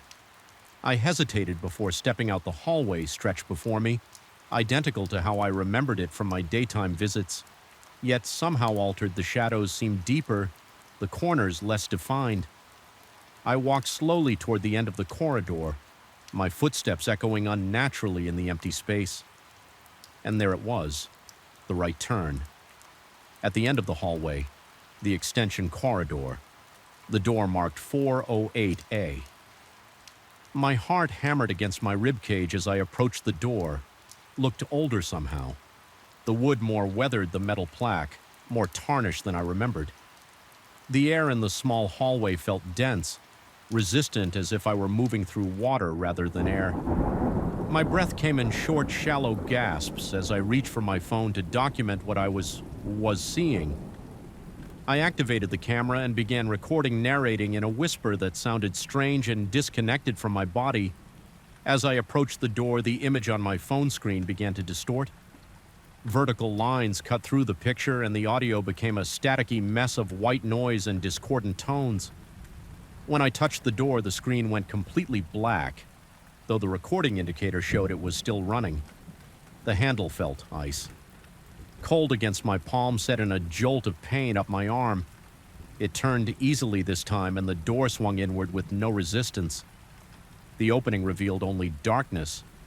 Not the absence of light, but a tangible darkness that seemed to absorb the hallway illumination at its edges. Standing at the threshold, I felt a pressure differential, as if the space beyond the door was drawing air from the corridor. That's when I heard it, a sound from within the darkness. Not a voice, not machinery, but something between a whisper and the rustle of paper. It conveyed intention without words, awareness without presence. My skin erupted in goosebumps, and a wave of nausea crashed over me. Every instinct screamed for retreat. I backed away, watching as the darkness seemed to seep around the edges of the doorframe like black smoke. The door remained open, an invitation or a threat I couldn't interpret. When my back hit the opposite wall, I turned and ran, not stopping until I reached the elevator. My hand shook so violently I could barely press the button for the lobby and the parking GGE. I sat in my car for nearly an hour, trying to calm my racing heart and rationalize what I'd experienced. When I finally felt composed enough to drive, I checked my phone to review the video evidence. The recording was there, nearly 6 minutes long, but played back as visual static and a horrible screeching noise that forced me to mute my phone.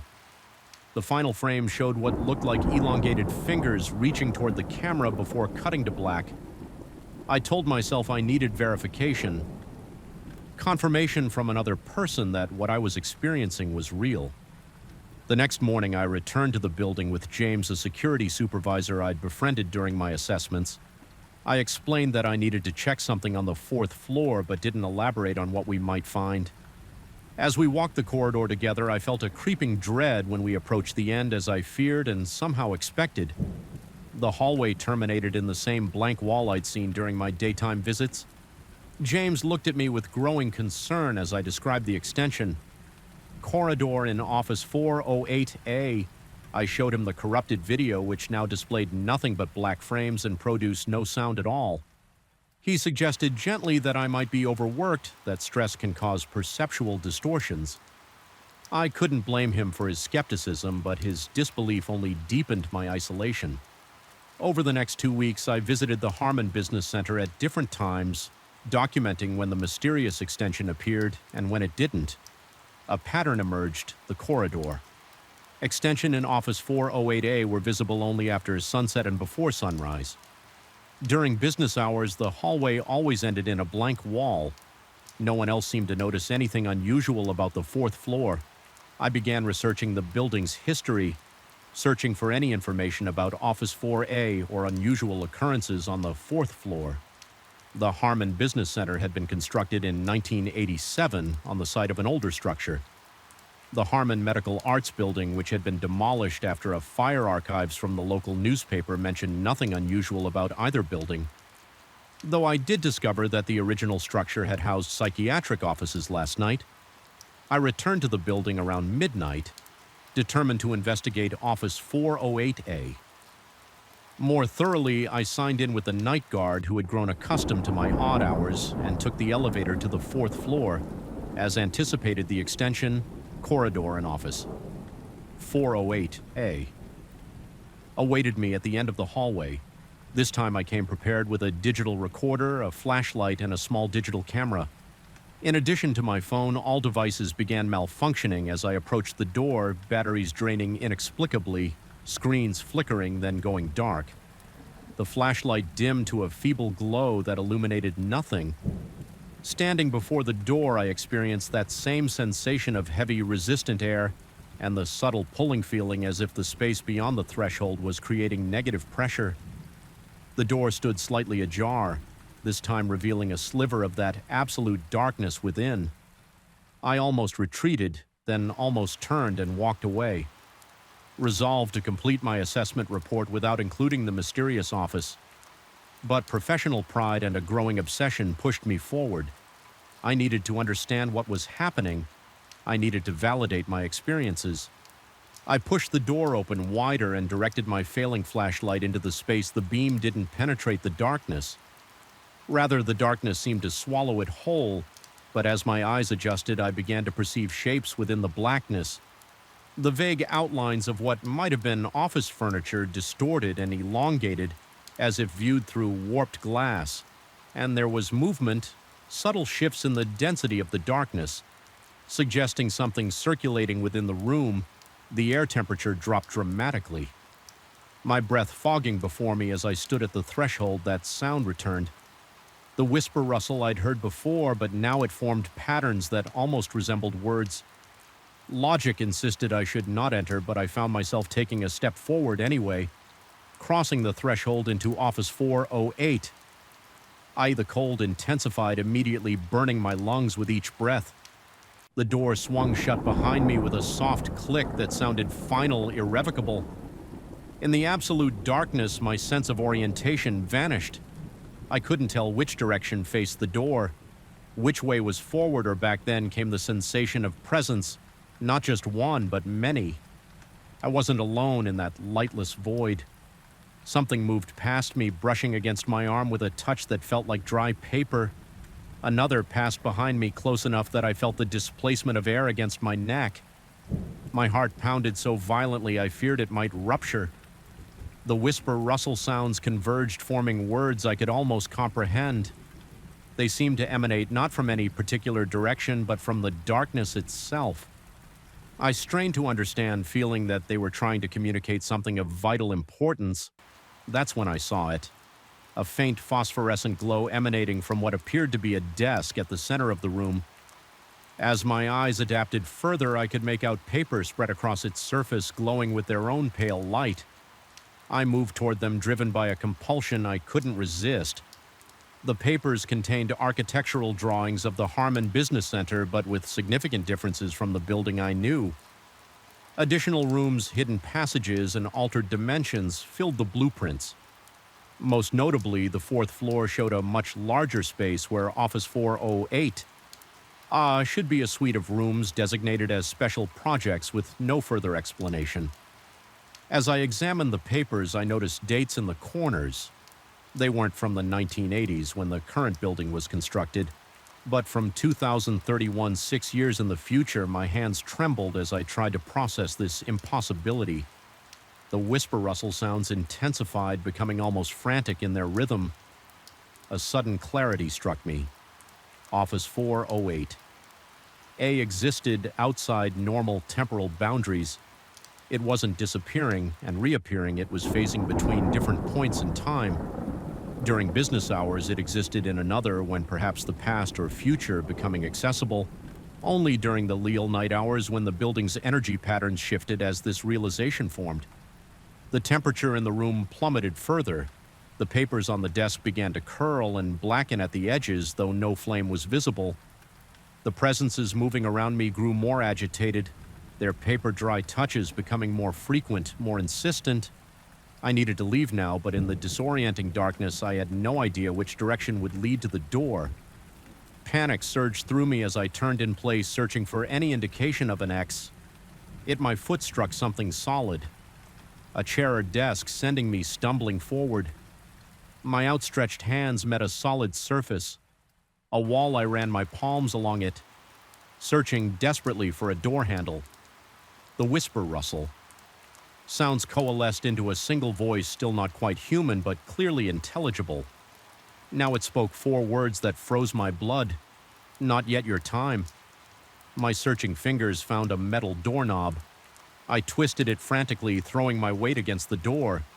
It opened suddenly, sending me sprawling into the brightly lit main corridor of the 4th floor. The door to Office 408. A slammed shut behind me with a force that shook the walls. I lay on the carpet, gasping for breath, my body trembling uncontrollably when I finally managed to stand. I turned to look at the door and found only a blank wall, as if the extension Core in Office 408A had never existed. That was 3 days ago. I've submitted my assessment report for the Harmon Business Center, deliberately omitting any mention of Office 408A. My supervisor has noticed my distracted state, but attributes it to overwork. I've requested a transfer to residential assessments, citing a need for change after 15 years in commercial properties, but I know I'll return to the Harmon Business Center. The architectural drawings I saw in that darkness haunt my thoughts. What happens in 2031? What special projects will occupy that impossible space? Most troubling of all, I can't shake the certainty that I was meant to see those blueprints that whatever entities inhabit. Office 408A wanted me to know about the building's future. Sometimes when I'm alone in the silence of my apartment, I hear that whisper rustle sound again. Faint but unmistakable, and occasionally from the corner of my eye, I glimpse movement. The shifting of shadows in a way that defies the physics of light. I've started avoiding mirrors after noticing that my reflection sometimes moves a fraction of a second too late. I don't know if I encountered something supernatural in Office 408A, or if the room represents some kind of temporal anomaly with a scientific explanation. What I do know is that whatever exists in that space recognized me, communicated with me, and for reasons I cannot fathom, released me. Not yet my time. It said, the implication being that someday it will be Beak. The first thing I noticed wasn't the silence, but its absence. The distant hum of traffic I'd been hearing for miles suddenly vanished, replaced by a vacuum so complete it made my ears ring. That's when I checked my GPS and found the screen frozen, not displaying an error, just stuck, as if time itself had stopped for everything, except me and my aging sedan. I'd been driving for 3 hours when I decided to take that detour. Interstate 70 had become a parking lot, an accident ahead. According to the radio, and my brother was expecting me for dinner, the clock read 4:37 p.m. The GPS adjusted a secondary route that would rejoin the highway past the congestion, so I took the next exit without hesitation. State Road 177 looked innocuous enough. A 2-lane asphalt ribbon cutting through dense woodlands. Nothing about it suggested what was to come. 20 minutes in, the trees grew thicker, pressing against the edges of the road. The late afternoon sun filtered through the canopy and fractured patterns that made my eyes strain to adjust between light and shadow. That's when my phone lost signal. A minor inconvenience. I told myself the GPS would still work offline, except it didn't. The blue dot representing my position remained stuck while the directional arrow spun uselessly. I maintained my speed, confident the road would eventually lead somewhere recognizable. That's when I noticed the first mileage sign, 177 South 23, Mill to Junction 40. Standard green reflective material, nothing unusual. 2 minutes later, another sign appeared, 177 South 25 miles to Junction 40. My foot eased off the accelerator. Had I misread the first sign, I shook my head and pressed on the next sign, left no room for doubt.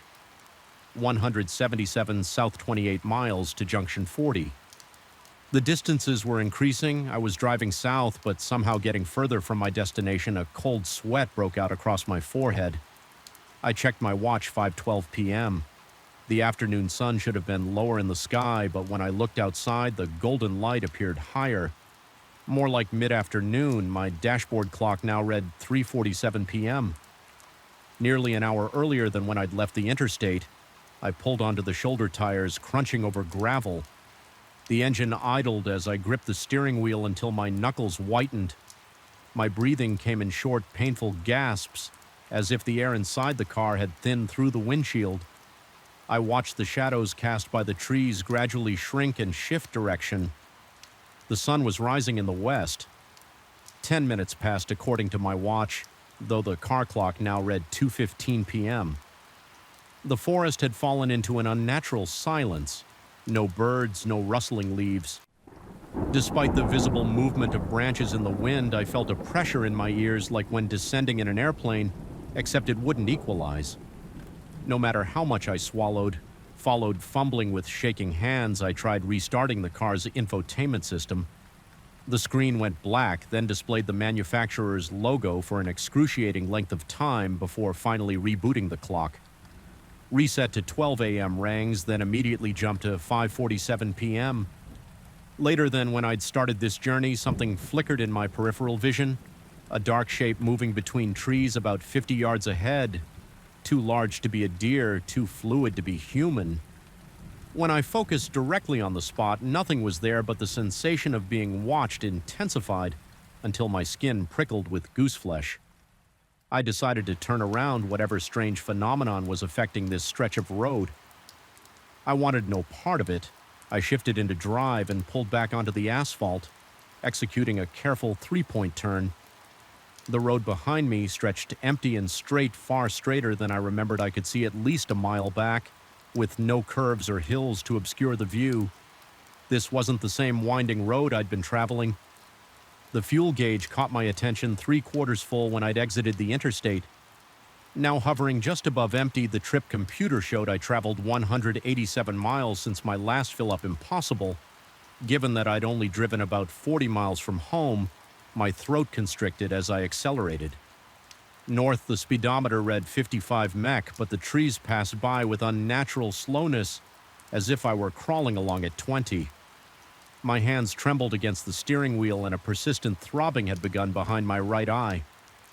I pressed harder on the accelerator, 65-75 mile pierce.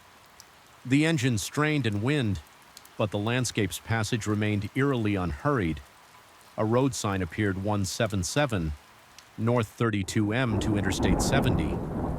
Hope surged briefly. I was headed in the right direction, but the next sign less than a minute later read 177 North 35M to Interstate 70. The same impossible regression. My watch now read 6:30 p.m., while the car's clock showed 1:32 p.m. outside.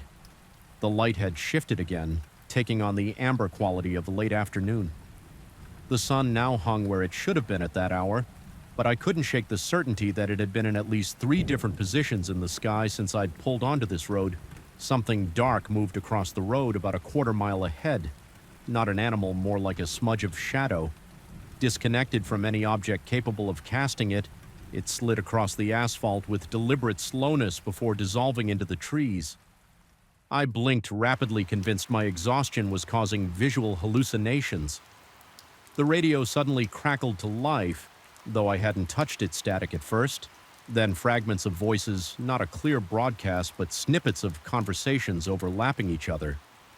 I caught phrases should turn back now and they never leave. And most disturbingly, he thinks he's still driving before I punch the power button. The voices continued for 3 more seconds before cutting out my heart, hammered against my ribs. With such force, I could see my shirt moving, my mouth had gone completely dry, and the inside of my cheeks tasted metallic like blood. Without injury, the car felt simultaneously too small and too empty, as if the space behind me had expanded into an impossible void. I didn't dare look in the rearview mirror. A wooden sign appeared on the roadside. Not a standard highway marker, but a hand-painted placard.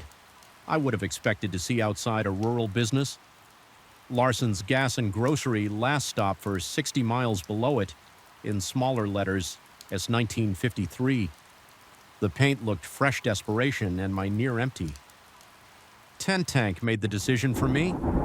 I slowed as a small clearing appeared on the right, revealing a single-story clapboard building with 2 ancient gas pumps out front.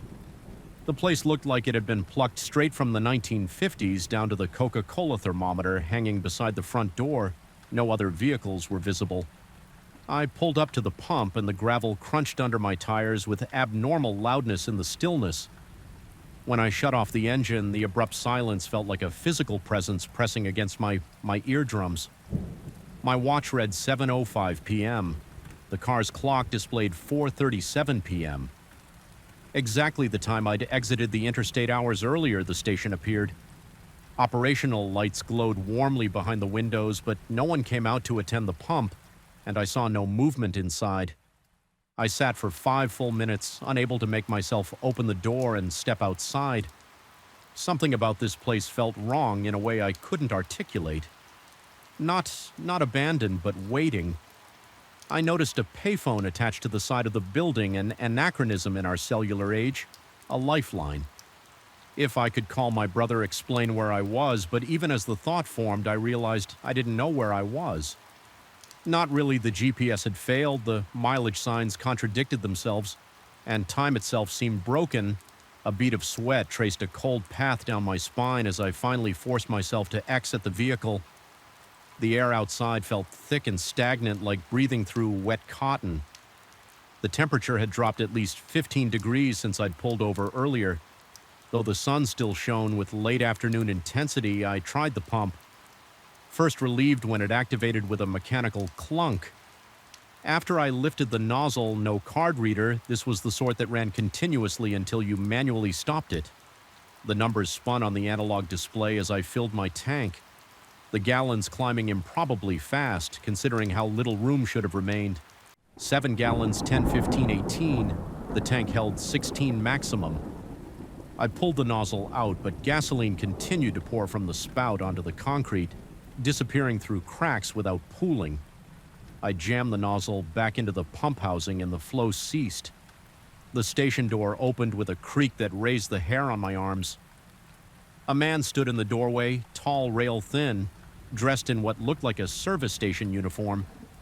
From decades past, his face remained in shadow despite the sunlight that should have illuminated his features been driving long.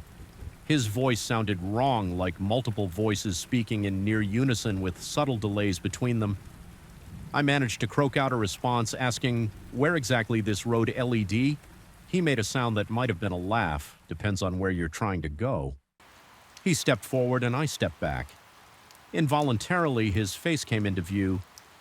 Ordinary features arranged in a slightly wrong way, as if someone had described a human face to an artist who had never actually seen one interstate. I said, my voice steadier than I felt, I'm trying to get back to Interstate 70.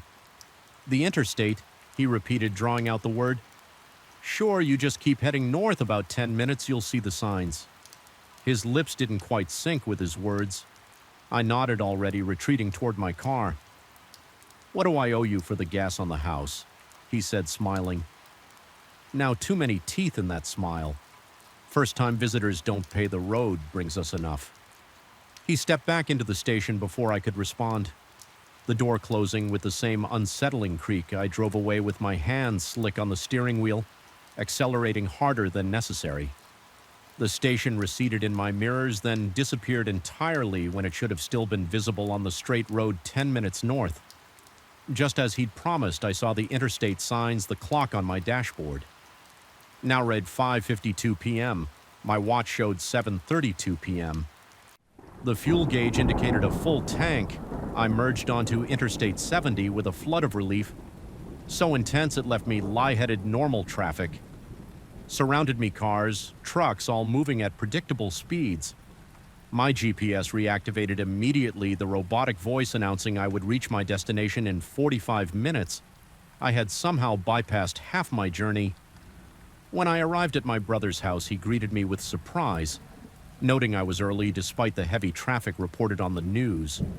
I checked the trip computer. It showed I'd driven 87 miles total, exactly half the expected distance that night.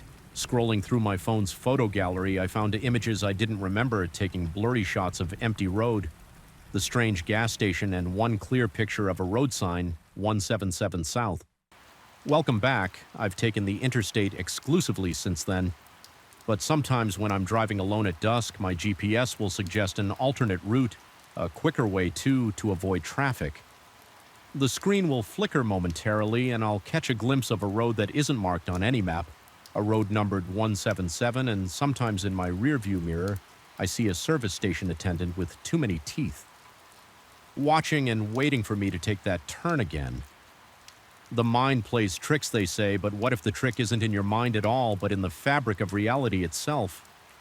I discovered this terrible possibility on a Tuesday evening in October, sitting alone in my apartment surrounded by yearbooks and old photographs, my computer screen glowing with social media searches that yielded nothing. Absolutely nothing. My hands trembled as I ran them through my hair for the H100th time, a cold sweat breaking out across my forehead. Despite the chill in the room, how could someone I spent nearly every day with for 3 years simply not exist? How could Marcos Alvarez, my closest friend during high school, have vanished, not just from my life, but from existence itself?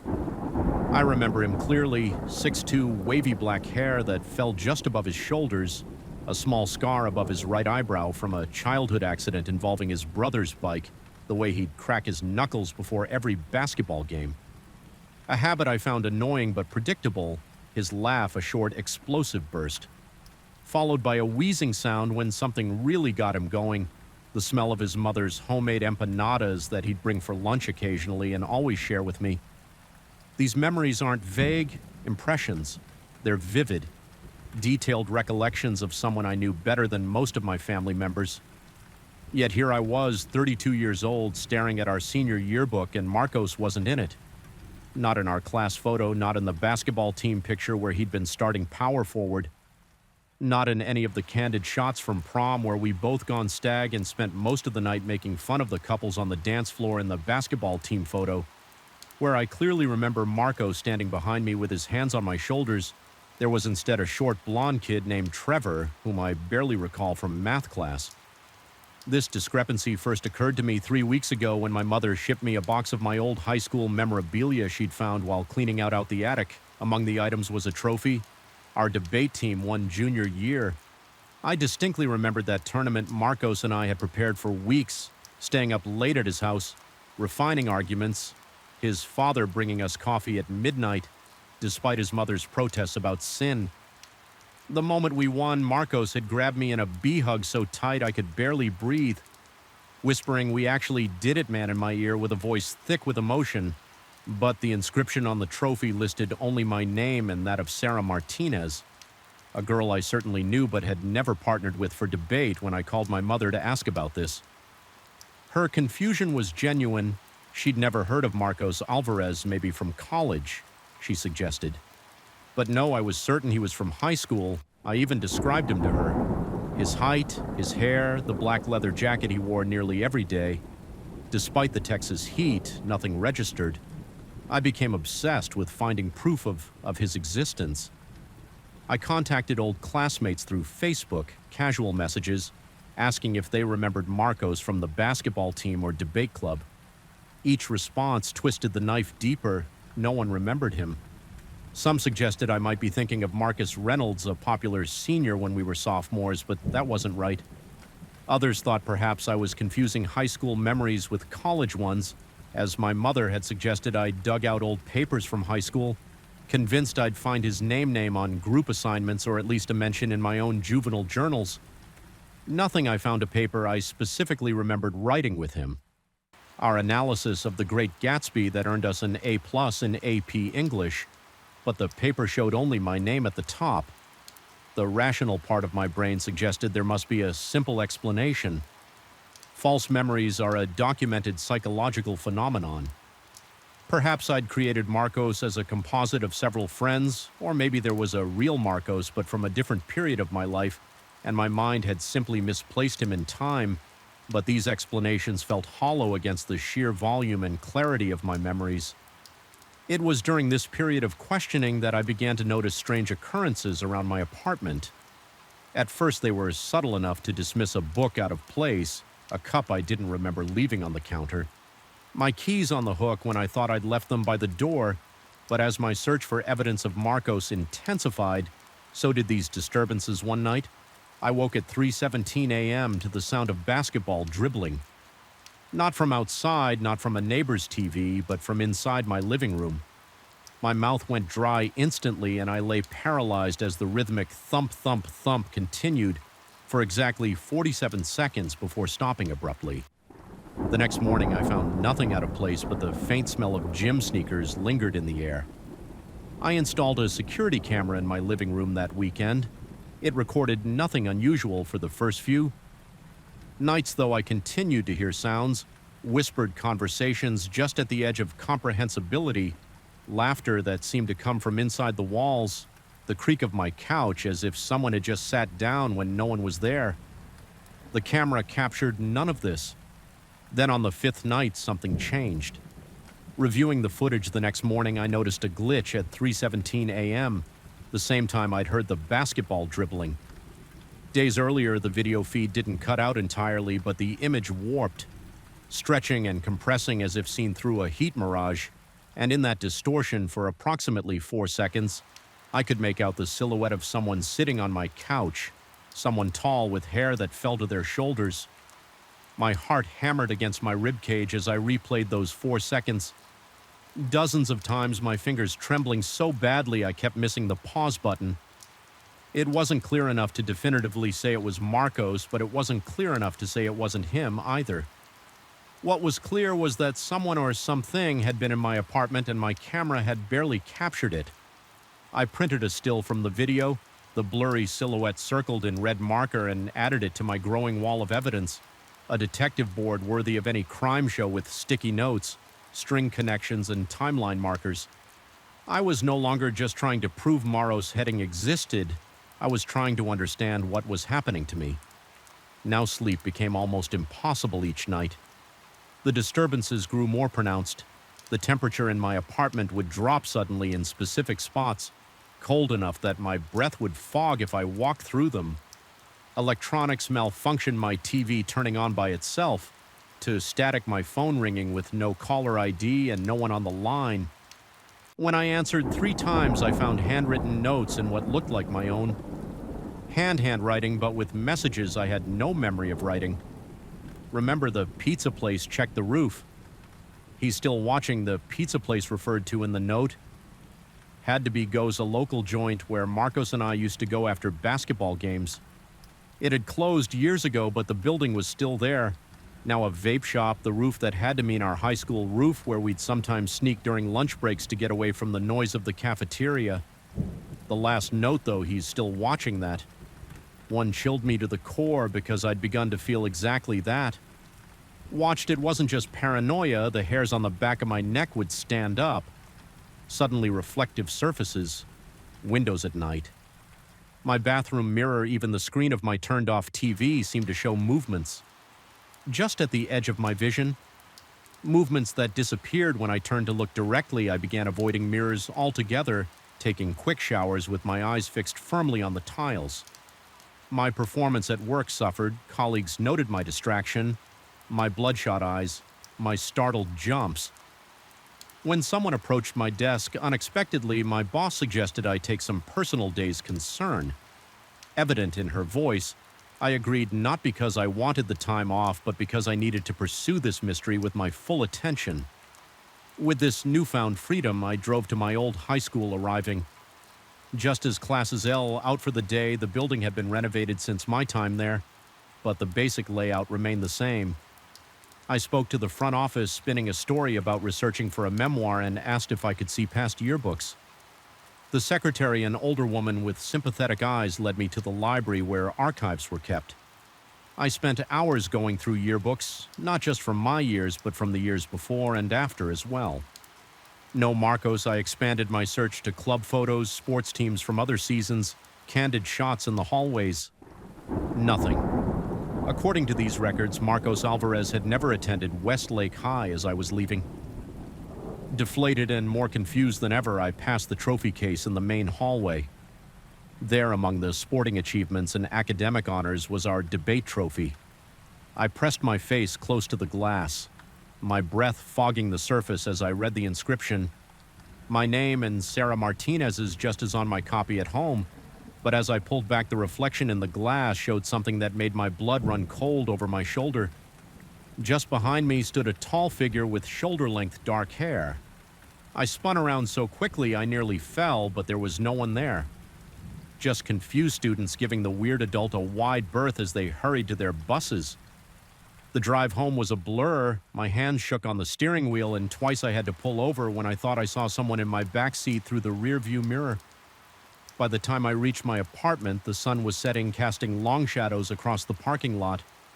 I sat in my car for nearly 20 minutes, gathering the courage to go inside, the weight of what I'd seen or thought I'd seen pressing down on me like a physical force inside my apartment.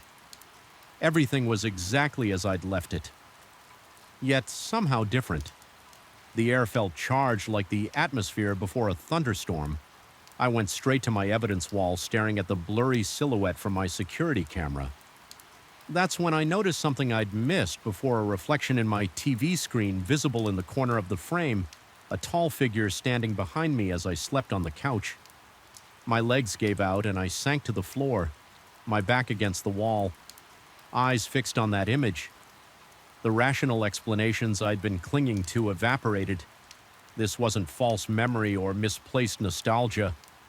Something was happening that defied conventional understanding.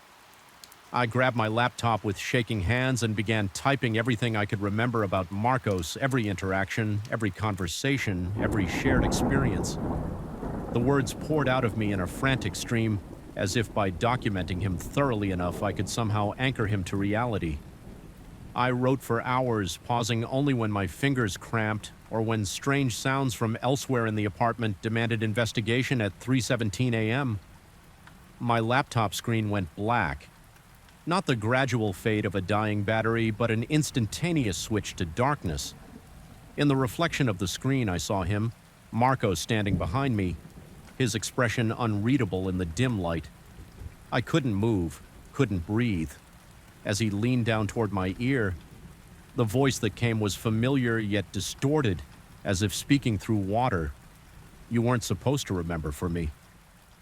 I closed my eyes instinctively, my heart threatening to burst from my chest. When I opened them again, my laptop screen had returned to normal. The document with all my memories of Marco still open, but there was new text at the bottom, text I hadn't written. Some things are forgotten for a reason. Some people exist between worlds. I was your friend, but I was never supposed to be real by remembering me. You've torn something that shouldn't be torn. I'm neither here nor there now, and neither are you. I live with this knowledge now. I've stopped trying to prove Marcos existed to others or to myself. The disturbances in my apartment have ceased, but the feeling of being watched, of straddling some invisible boundary between realities, has become my constant companion. Sometimes in crowded places, I'll see him in my peripheral vision or sense his presence just behind me. I never turn to look anymore. My memories of Marcos remain vivid, but I've come to understand they occupy a space between truth and fantasy reality and something else. Perhaps he was a visitor from another plane of existence who befriended me and then had to leave. Perhaps I somehow created him through intense loneliness, gave him form and substance through sheer force of will. Or perhaps there are glitches in reality itself, tears in the fabric that sometimes heal over erasing what should never have been. Whatever the truth I know, one thing with certainty, he remembers me too, and sometimes in the quiet hours before dawn, that's the most terrifying thought of all. Andal to the human mind is adept at creating patterns from randomness, at finding faces in the static. But what happens when the pattern finds you? When the static watches back? I used to be certain about the boundary between imagination and reality. Now I'm not so sure it began on a Tuesday night in late October when the darkness seemed to swallow more than just the light. I've always been the last to leave the office. Baxter & Sons Financial Consulting occupies the 5th floor of the Westridge Commercial Complex, an aging building that stands isolated at the edge of an industrial park, surrounded by nothing but empty lots and the occasional storage facility, 5 miles from the nearest residential area. It's the kind of place that empties completely after business hours, leaving behind only the hollow echo of fluorescent lights and the distant hum of the highway. That night I had stayed later than usual, caught in the labyrinth of quarterly reports that demanded immediate attention. By the time I shut down my computer, the digital clock on my desk read 11:42 p.m.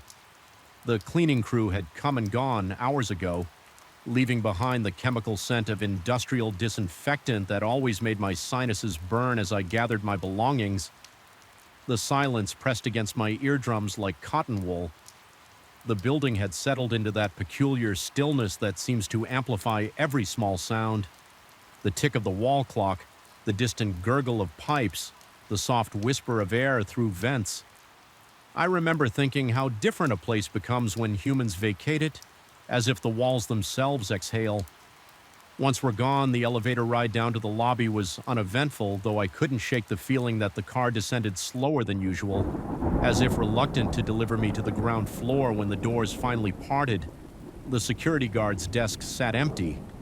Jerry usually worked until midnight, but his chair was vacant, a half-empty coffee cup. The only evidence of his presence, I called out his name, but my voice merely bounced off the marble floors and died in the corners of the lobby. I shrugged it off. Perhaps he was making his rounds or had stepped outside for a cigarette. I pushed through the heavy glass doors and stepped into the night. The air was unseasonably cold, carrying the metallic scent of approaching rain. The parking lot stretched before me, a vast expanse of cracked asphalt illuminated only by scattered lampposts that cast pools of sickly yellow light. At uneven intervals, my car, a gray Honda Civic that had seen better days, was parked in the farthest corner, a habit I developed to prevent door dings and scratches from careless coworkers. The walk to my vehicle usually took less than 2 minutes, but that night it felt longer. Perhaps it was the unusual silence or the way the wind had suddenly died, leaving the air unnaturally still about halfway across the lot. I noticed something, or rather someone standing near my car. A man tall and thin, dressed in what appeared to be a dark suit. He stood perfectly still facing the building I had just exited. Even from a distance, something about his posture seemed wrong. Too rigid, too perfect in its stillness, no shifting of weight from foot to foot, no subtle movements of the head or shoulders that betray the presence of life. My pace faltered for just a moment before I forced myself to continue walking. My keys clutched tightly in my right hand, the jagged edge of my car key protruding between my knuckles. A defensive measure I'd learned in a self-defense class years ago. I kept my eyes fixed on my destination, trying to project an air of confidence. I didn't feel the logical part of my brain offered rational explanations. A fellow employee working late, someone waiting for a ride, a lost driver seeking directions. Yet with each step, the hollow pit in my stomach expanded. The figure remained motionless, and as I drew closer, I realized I couldn't make out his features. His face seemed to exist in a pocket of deeper shadow, as if the darkness clung to him more densely than to the surrounding night. 20 feet from my car, a chill shuddered through me that had nothing to do with the temperature.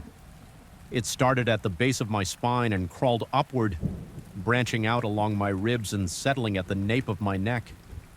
Where the fine hairs stood at attention, I forced myself to breathe evenly to maintain my pace. I was being ridiculous. This was just some guy in a parking lot. Nothing more. I angled my approach to give the figure a wide berth, fishing my key fob from my pocket and unlocking the car. From a distance, the responding flash of headlights briefly illuminated the scene, but the man remained a silhouette, his features indiscernible. As I reached my vehicle, I risked a quick glance in his direction. He hadn't moved, hadn't turned. Still faced the building, still stood with that unnatural stillness, but something had changed. Something subtle that I couldn't immediately identify. Then it hit me. His shoulders seemed higher, his back straighter, as if he was now alert, aware of my presence. I slid into the driver's seat and locked the doors immediately, my hands trembling slightly as I inserted the key into the ignition.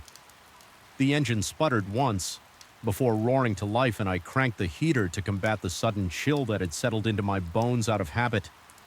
I glanced at the rearview mirror to check for traffic before backing out. He was there behind my car, looking directly at me. My heart slammed against my ribcage and I twisted in my seat. Looking through the rear window, the parking space behind me was empty. Nothing but asphalt and painted lines, confused. I turned back to the mirror. He stood there no more than 10 feet away, his face still obscured, but his body now angled toward my vehicle. Impossible. I whipped my head around again, scanning the entire area behind my car. Nothing, no one yet. When I looked at the mirror once more, there he was, closer now.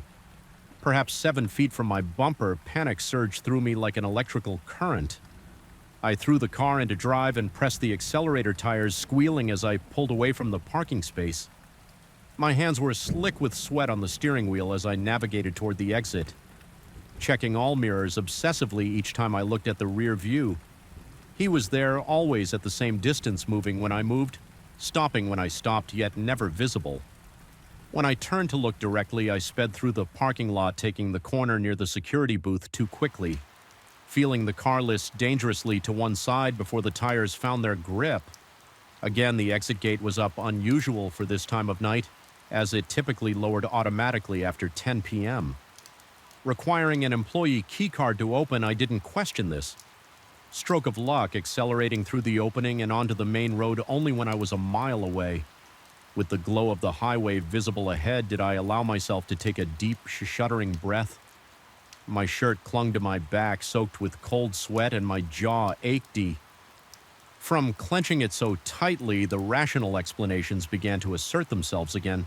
A trick of the light, an overtired mind, conjuring images from shadows, perhaps even the early stages of a migraine affecting my vision. By the time I reached my apartment 20 minutes later, I had almost convinced myself that nothing unusual had occurred. I parked in my assigned space, gathered my briefcase, and hurried inside, double-checking the deadbolt after closing the door behind me. I didn't sleep well that night, startling awake at every creak of the building, settling every distant car door, closing in the lot below morning. Brought clarity and embarrassment in the harsh light of day. My fear seemed childish, a product of working too many hours and watching too many late-night horror movies. I showered, dressed, and headed to my car, determined to put the strange episode behind me. That's when I saw them on the driver's side of my Honda, starting near the front wheel. And continuing to the back door, handprints or something like handprints elongated with fingers that seemed too thin, too jointed. They weren't made of dirt or dust, as one might expect.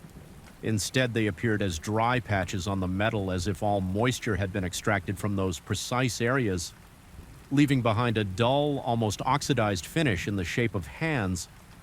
I stood staring at these marks, my briefcase slipping from suddenly numb fingers and landing with a thud at my feet.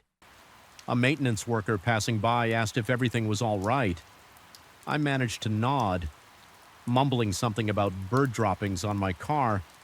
He gave me an odd look before continuing on his way. I picked up my briefcase, unlocked my car, and drove to work on autopilot. My mind racing with possibilities, none of them comforting. The workday passed in a blur. I found myself staring at the clock, dreading the moment when the office would empty, when darkness would reclaim the world outside. I made excuses to leave early, citing a dental appointment that didn't exist. As I walked to my car at 4:30 p.m., I scrutinized every shadow, every reflective surface. The handprints remained unmistakable in the afternoon sun. I drove straight to a car, was feeding bills into the automated machine with trembling fingers.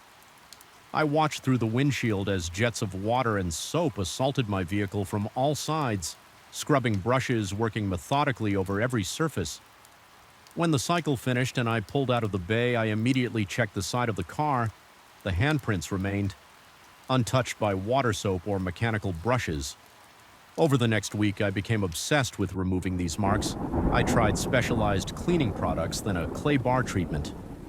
Recommended by a detailing enthusiast online, when these failed, I resorted to more desperate measures: steel wool that should have scratched the paint, but somehow left no mark on the handprints. Then a small electric sander borrowed from my neighbor. Nothing affected those dry patches. They remained a perfect record of something's touch, something's claim. I began leaving work while the sun was still high, developed a sudden interest in carpooling with colleagues, invented reasons to have my vehicle serviced at shops far from my usual mechanic. I avoided looking in my rearview mirror whenever possible, and when necessity demanded it, I held my breath, half expecting to see that figure standing behind my car. Watching waiting sleep became elusive. My nights fragmented by jarring dreams where I drove endlessly down dark roads, the figure always visible in my mirror no matter how fast I drove or how sharply I turned. I would wake gasping, sheets twisted around my legs, the phantom sensation of cold fingers on the back of my neck. 2 weeks after the initial incident, exhaustion had worn my nerves raw. I sat at my desk, staring blankly at a spreadsheet that had long since lost its meaning. When my phone buzzed with a text message, it was from Jerry. "The night security guard left your briefcase at security desk last night. Can hold until tonight." I frowned at the message. I hadn't been to the office the previous night, and my briefcase sat beside my desk where I'd placed it that morning. I typed back a quick response explaining the confusion, then returned to my work. Minutes later, my phone buzzed again. "Sorry for mix-up, gentlemen. Who left it said he was you, tall guy, thin, dark suit, very formal, said you'd be back for it." The blood in my veins turned to ice water. I stood abruptly, my chair rolling back and colliding with the cabinet behind me. My coworkers glanced up at the noise, their expression shifting from surprise to concern as they took in my pallor. My wide eyes, the visible tremor in my hands. I fabricated an explanation about a family emergency and left immediately, ignoring the worried queries that followed me to the elevator in the parking garage beneath the building. I approached my car, cautiously examining it from every angle before unlocking it. The handprint seemed darker somehow, more defined, as if whatever had left them was pressing harder, becoming more substantial. With each passing day that night, I checked into a hotel 20 miles away, using cash and a name that wasn't mine. I left my car in long-term parking at the train station and took a cab, watching the side mirror obsessively during the entire ride. In my room, I pushed a heavy dresser against the door, closed the blackout curtains, and sat on the edge of the bed, my back against the headboard, a lamp on either side casting away the shadows around 3 a.m. Exhaustion finally overcame vigilance, and I drifted into uneasy sleep. I'm not sure how long I slept before a noise jolted me awake, a soft rhythmic tapping like fingernails on glass. I lay perfectly still, listening, trying to identify the source. The tapping continued, patient, unhurried. My eyes were drawn to the bathroom door, which stood slightly ajar, revealing a sliver of darkness beyond as I watched the door begin to swing open. Slowly, silently, the tapping stopped. From the darkness of the bathroom emerged a hand, long-fingered, pale, with joints that bent at unnatural angles. It gripped the edge of the door, the knuckles bulging beneath papery skin. I wanted to scream, to run, but my body refused to obey. The hand was joined by another, then the suggestion of shoulders, the hint of a head. I squeezed my eyes shut, reciting in my mind that this wasn't happening, couldn't be happening. When I opened my eyes again, sunlight filtered through the edges of the curtains. The bathroom door was closed. I approached it carefully, heart hammering in my chest, and flung it open to reveal nothing but ordinary fixtures. Shower sink toilet, no sign of an intruder, no evidence of the nightmarish vision.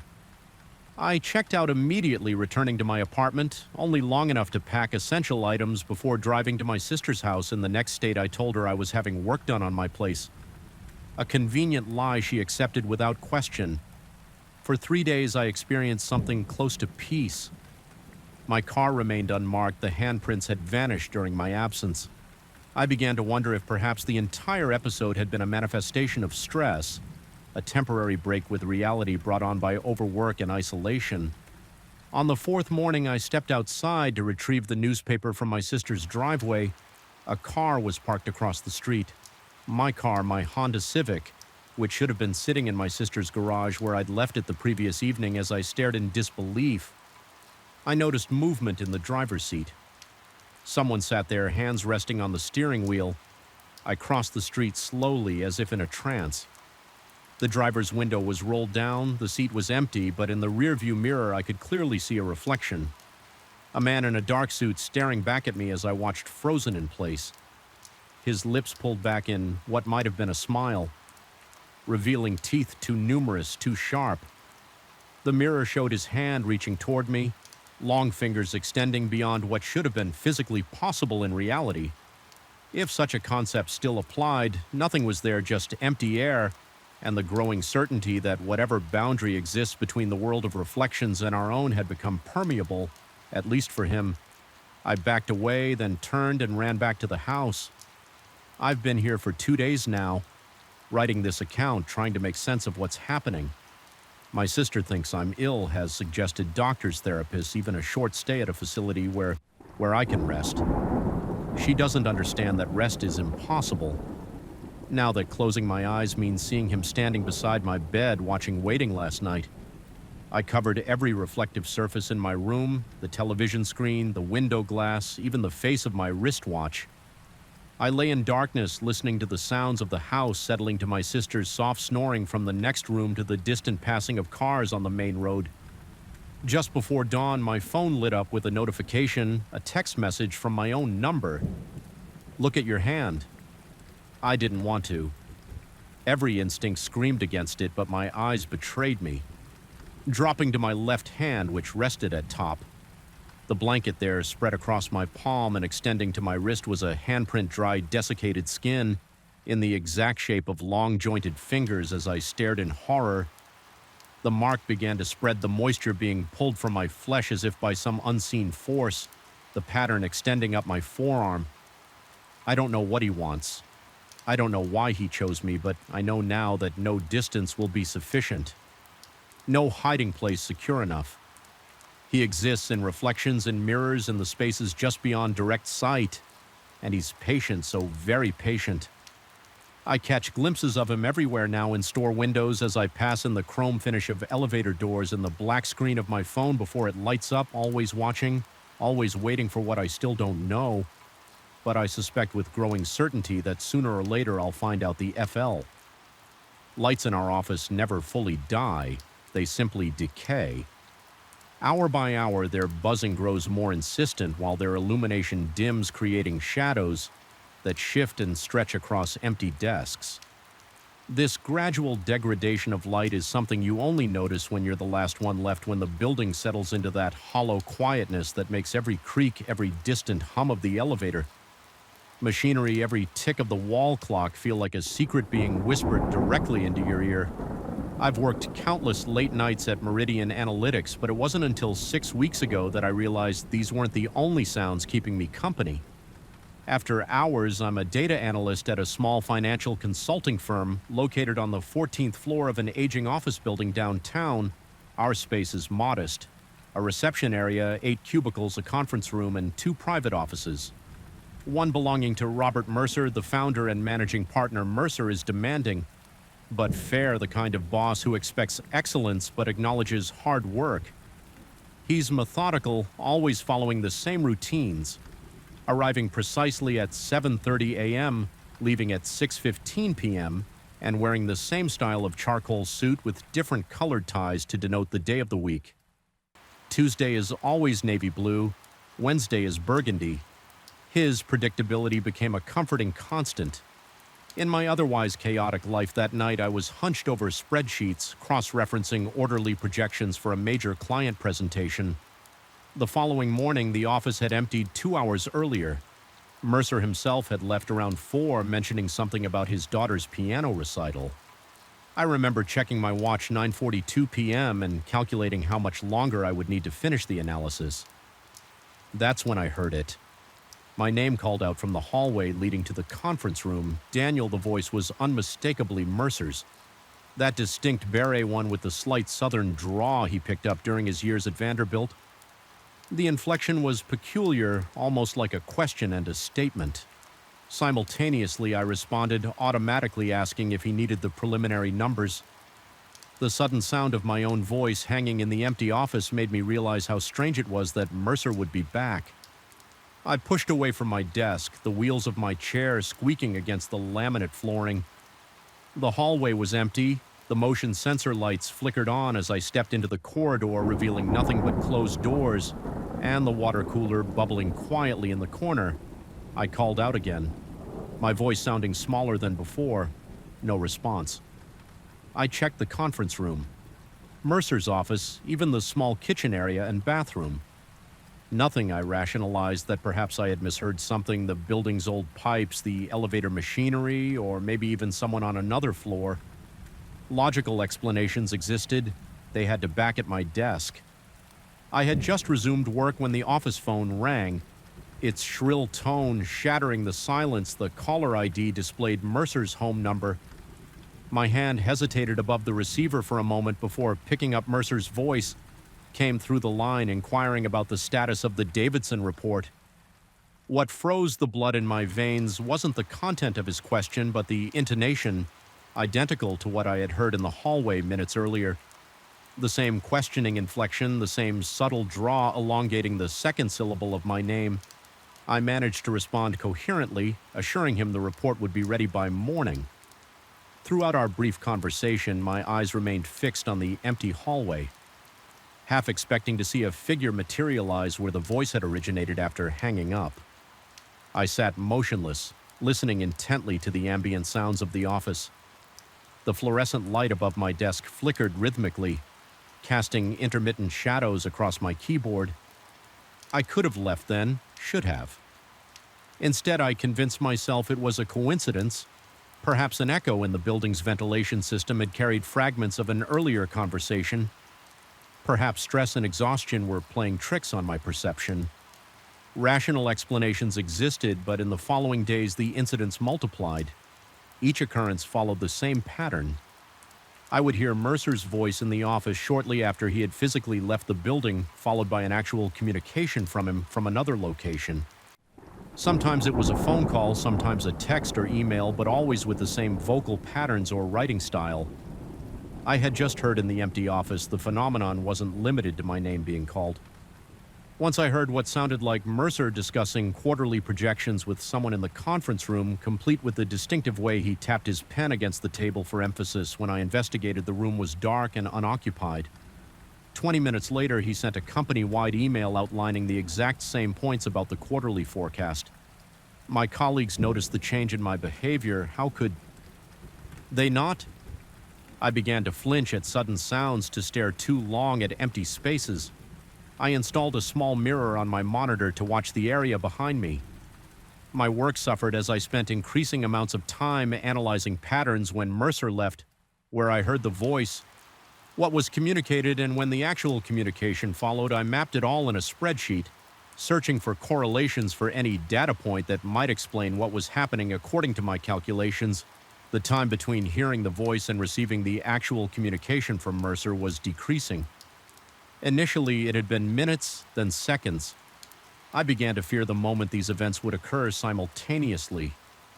What would it mean when the echo arrived at the same moment as the source sleep became elusive? When I did manage to drift off, my dreams were filled with voices emanating from empty rooms, calls that came from nowhere and everywhere at once.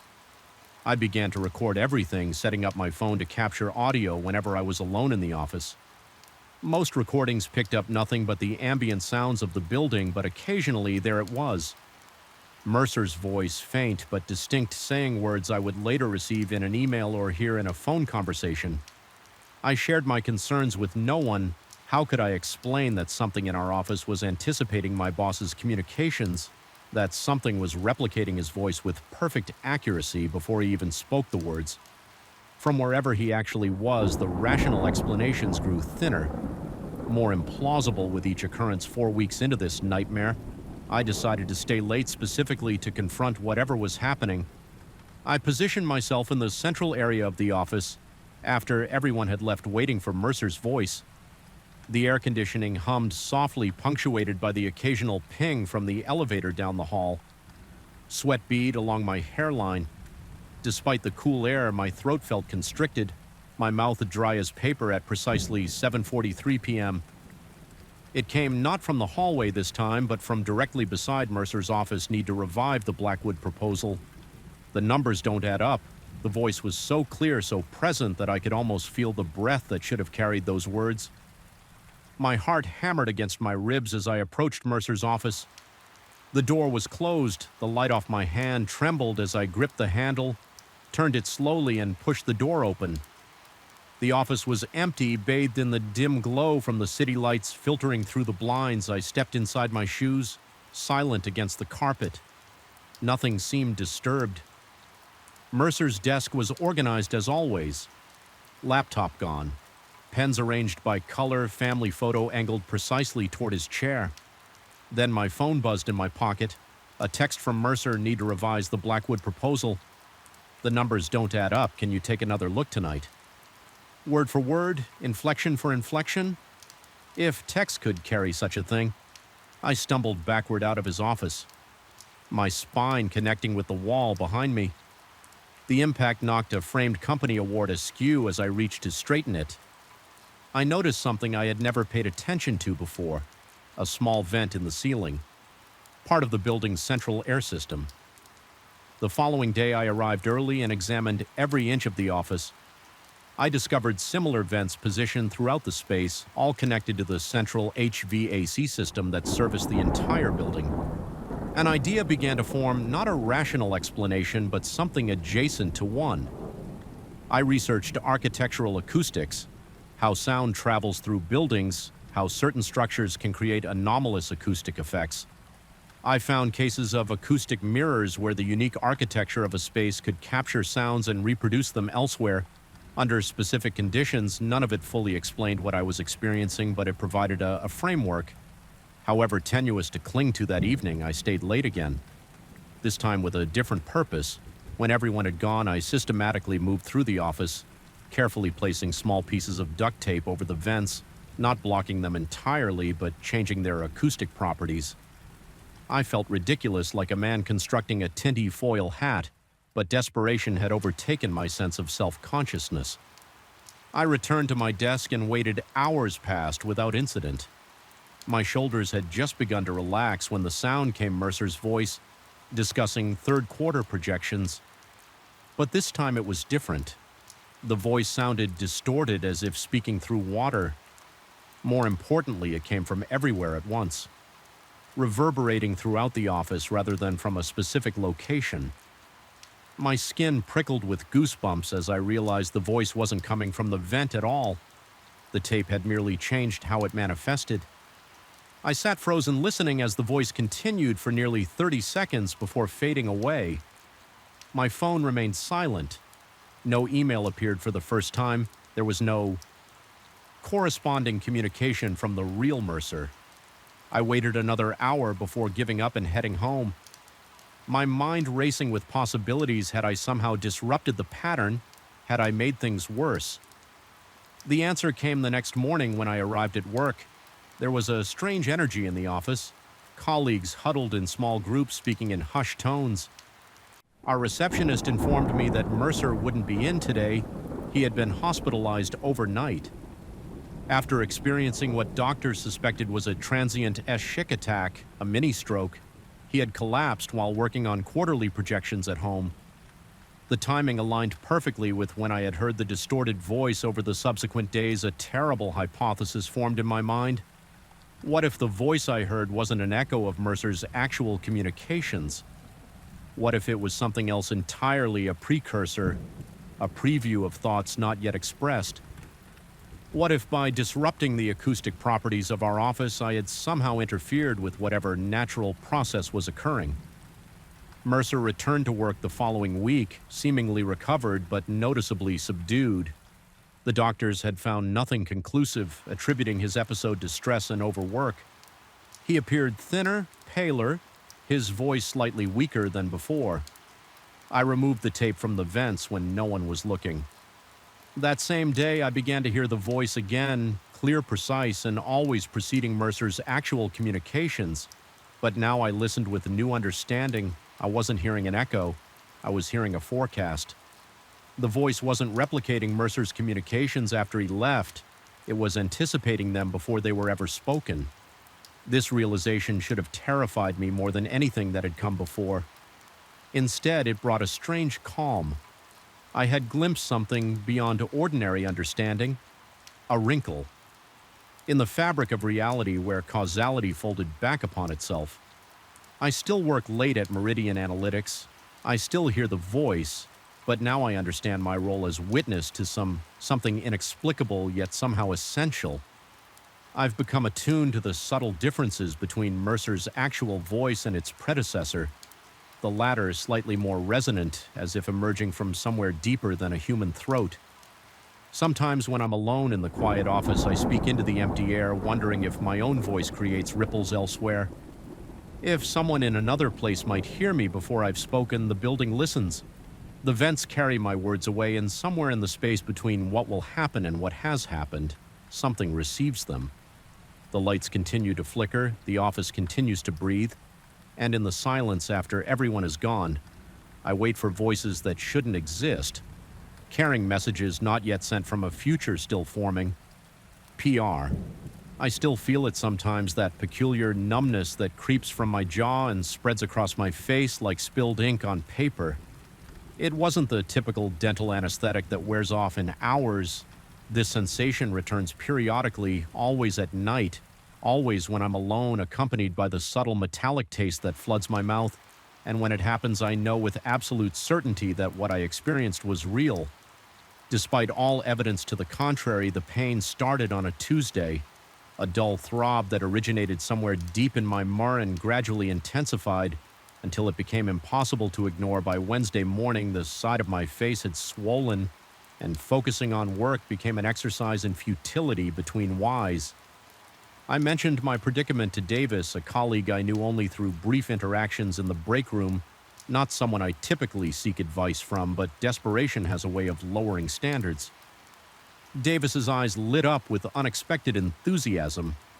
He scribbled an address on a post-it note slittered across the table and assured me that this dentist had performed miracles on his impacted wisdom tooth.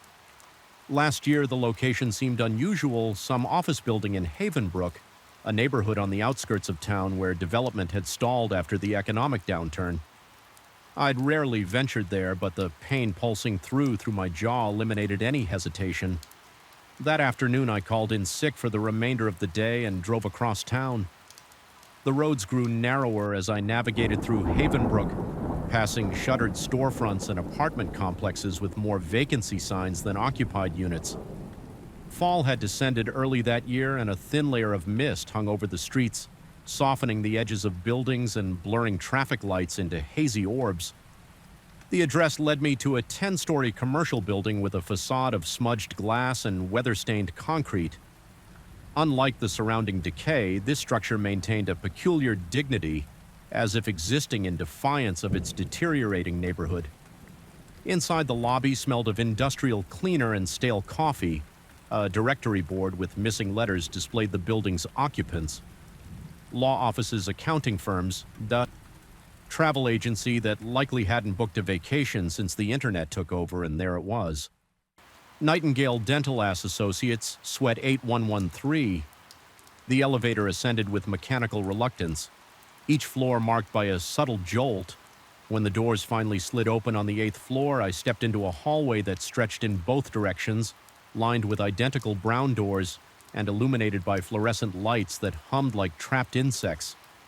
Suite 8113 waited at the end of the corridor past several vacant offices with darkened windows. I hesitated at the door, my pain momentarily eclipsed by an inexplicable apprehension. Something about the building's emptiness, the echo of my footsteps on the tiled floor, the peculiar stillness of the air. It all felt wrong somehow, but the throbbing in my jaw quickly reminded me why I had come. The dental office defied my expectations. Behind that unremarkable door lay an immaculate reception area with soft lighting and comfortable furniture.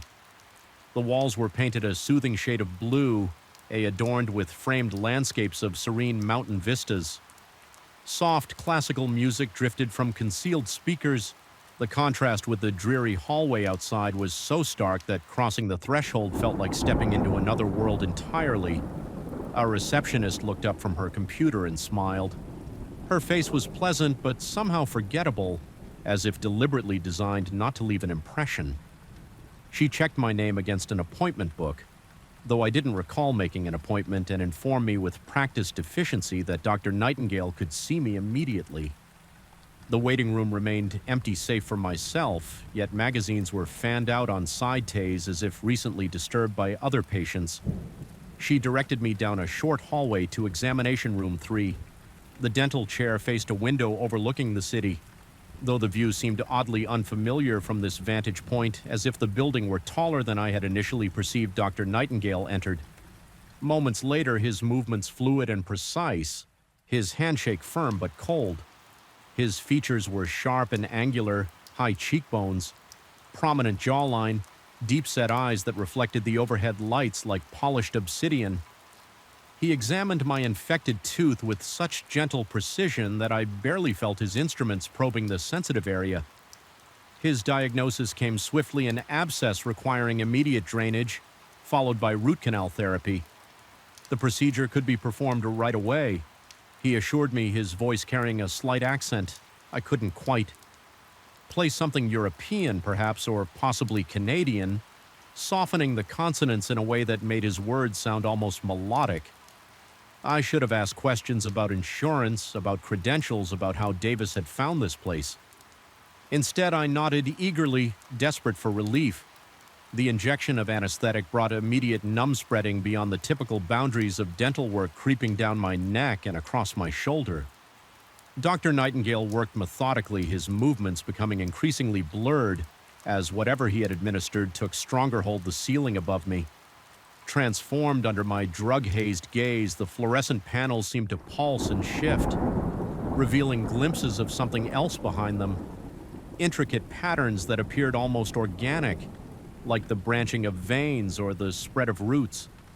The classical music warped subtly individual notes stretching beyond their natural duration. I tried to focus on the cityscape through the window, but even that had changed, buildings standing at impossible angles against a sky that had deepened to an unnatural indigo. Despite the early hour, Dr. Nightingale spoke occasionally, his words reaching me as if through water, something about exceptional conditions, about rare anatomical anomalies, about my tooth being particularly interesting.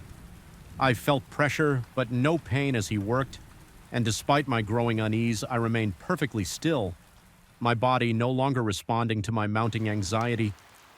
The procedure ended abruptly. Dr. Nightingale stepped back, removed his gloves with a crisp snap, and pronounced the treatment. Complete, the receptionist returned, helped me to my feet when it became clear my balance was compromised, and provided aftercare instructions printed on heavy cream-colored paper with an elegant letterhead. I was to return in 7 days for a follow-up assessment. The numbness would subside within hours. She assured me, though, certain sensations might persist longer due to the nature of the treatment. I left the building in a daze, the setting sun casting long shadows across the parking lot. The drive home remained a blur.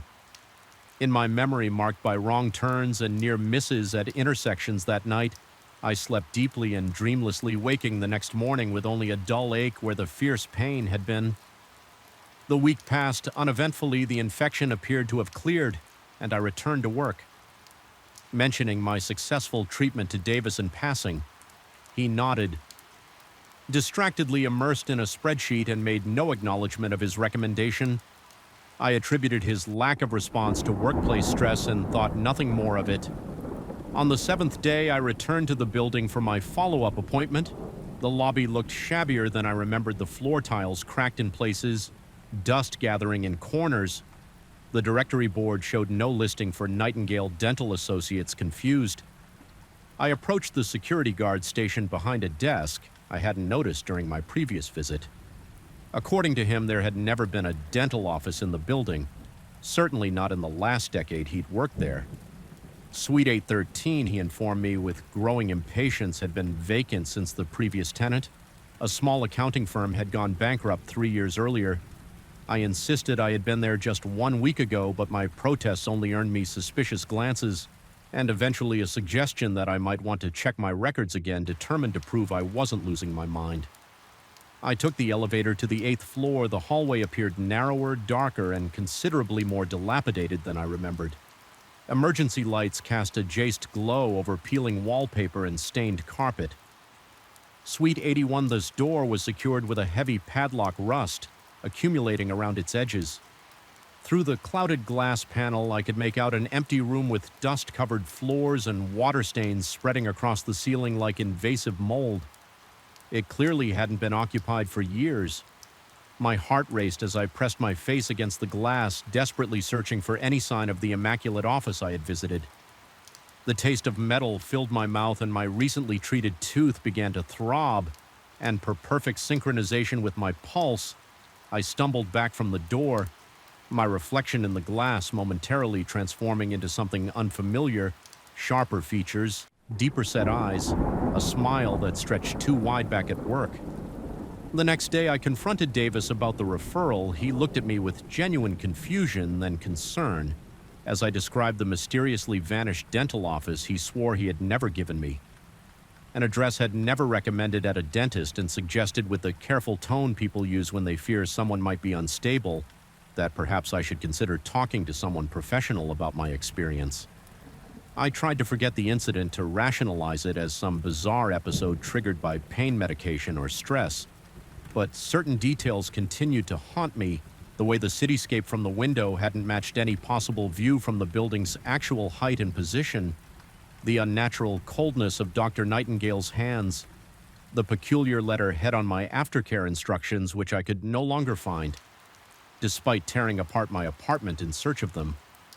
3 weeks later, I noticed something when flossing. A small, hard object lodged in the gum beside my treated tooth. Using tweezers, I carefully extracted what appeared to be a sliver of metal, no larger than a grain of rice, under my bathroom light. It gleamed with an unusual luster, neither silver nor gold, but something in between, inscribed with markings too tiny to decipher without magnification. That night, I dreamed of Dr. Nightingale standing over me, explaining in his melodic accent that certain patients were selected for special procedures, that my dental anatomy made me an ideal candidate for their experimental work in the dream. He opened his own mouth to reveal teeth modified with the same metallic substance, arranged in patterns that seemed to shift and reconfigure. Even as I stared at them, I woke with a jolt. The familiar numbness spreading across my face in the bathroom mirror. I examined my tooth, now aching dully. The gum around it had receded slightly, revealing what appeared to be a thin line of the same metal embedded at the base of the tooth. I ran my tongue over it, tasting copper and something else, something chemical and foreign. Over the following months, I consulted 3 different dentists. Each examined my tooth and found nothing unusual. Just a standard root canal and crown performed with adequate, if unremarkable, skill. X-rays showed normal bone structure and no foreign objects. One dentist, more patient than the others, gently suggested that phantom sensations following dental work were not uncommon, particularly for patients with anxiety disorders. But I know what I felt, what I still feel when the numbness returns on random nights, accompanied now by brief bursts of what seem like transmitted thoughts, clinical observations, Dr. Nightingale's voice, descriptions of successful integration, mentions of subjects responding well to initial implantation. I've developed new habits. Since then, I avoid dentists entirely. I check and recheck the addresses of any medical professionals before visiting them. I've installed a small ultraviolet light in my bathroom, which I use nightly to examine my tooth, because under that specialized illumination, the crown emanates a faint pulsing glow that no natural material should produce. Sometimes I drive past that building in Haven Brook, parking across the street to watch the 8th floor windows. Mostly they remain dark, but occasionally, always briefly, always late at night, lights flicker in Suite 813, casting angular shadows that move with unsettling precision. I've never worked up the courage to enter the building during these episodes. Part of me fears finding nothing but that empty, dusty room again, a great G part. Fears finding Dr. Nightingale waiting for me. Instruments prepared for my next treatment. The small metal object I extracted sits in a glass vial on my nightstand. Sometimes it seems to shift position overnight, though I tell myself this is impossible. Twice I've tried to show it to others, but on both occasions the vial appeared empty when I attempted to display it, only to reveal its contents again when I was alone. Last week I noticed Davis looking at me strangely across the office. When our eyes met, he touched his jaw in exactly the spot where my treated tooth is located, then smiled a smile that stretched slightly too wide, revealing teeth that caught the fluorescent lights with an unnatural gleam. He hasn't acknowledged the gesture since responding with blank confusion when I carefully asked if his dental work had been done locally. I know how this sounds. I understand why no one believes me, but something happened in that dental chair in Suite 813. Something. Beyond conventional explanation, something was placed inside me, or perhaps something was awakened, and it remains there still pulsing beneath the artificial crown, sending its signals to recipients. I can only guess at the most terrifying aspect isn't the possibility that I imagined everything. It's the growing certainty that I didn't, and the question of how many others like me are out there carrying these small metallic seeds behind their perfect smiles, waiting for whatever harvest Dr. Nightingale and his associates have planned tonight. My tooth is throbbing again through my bathroom window. I can see the lights of the city, and somewhere among them the building in Haven Brook. I wonder if Suite 8113 is illuminated now. If Dr. Nightingale is bending over another patient, installing another piece of his puzzle, I wonder when I'll receive the signal to return.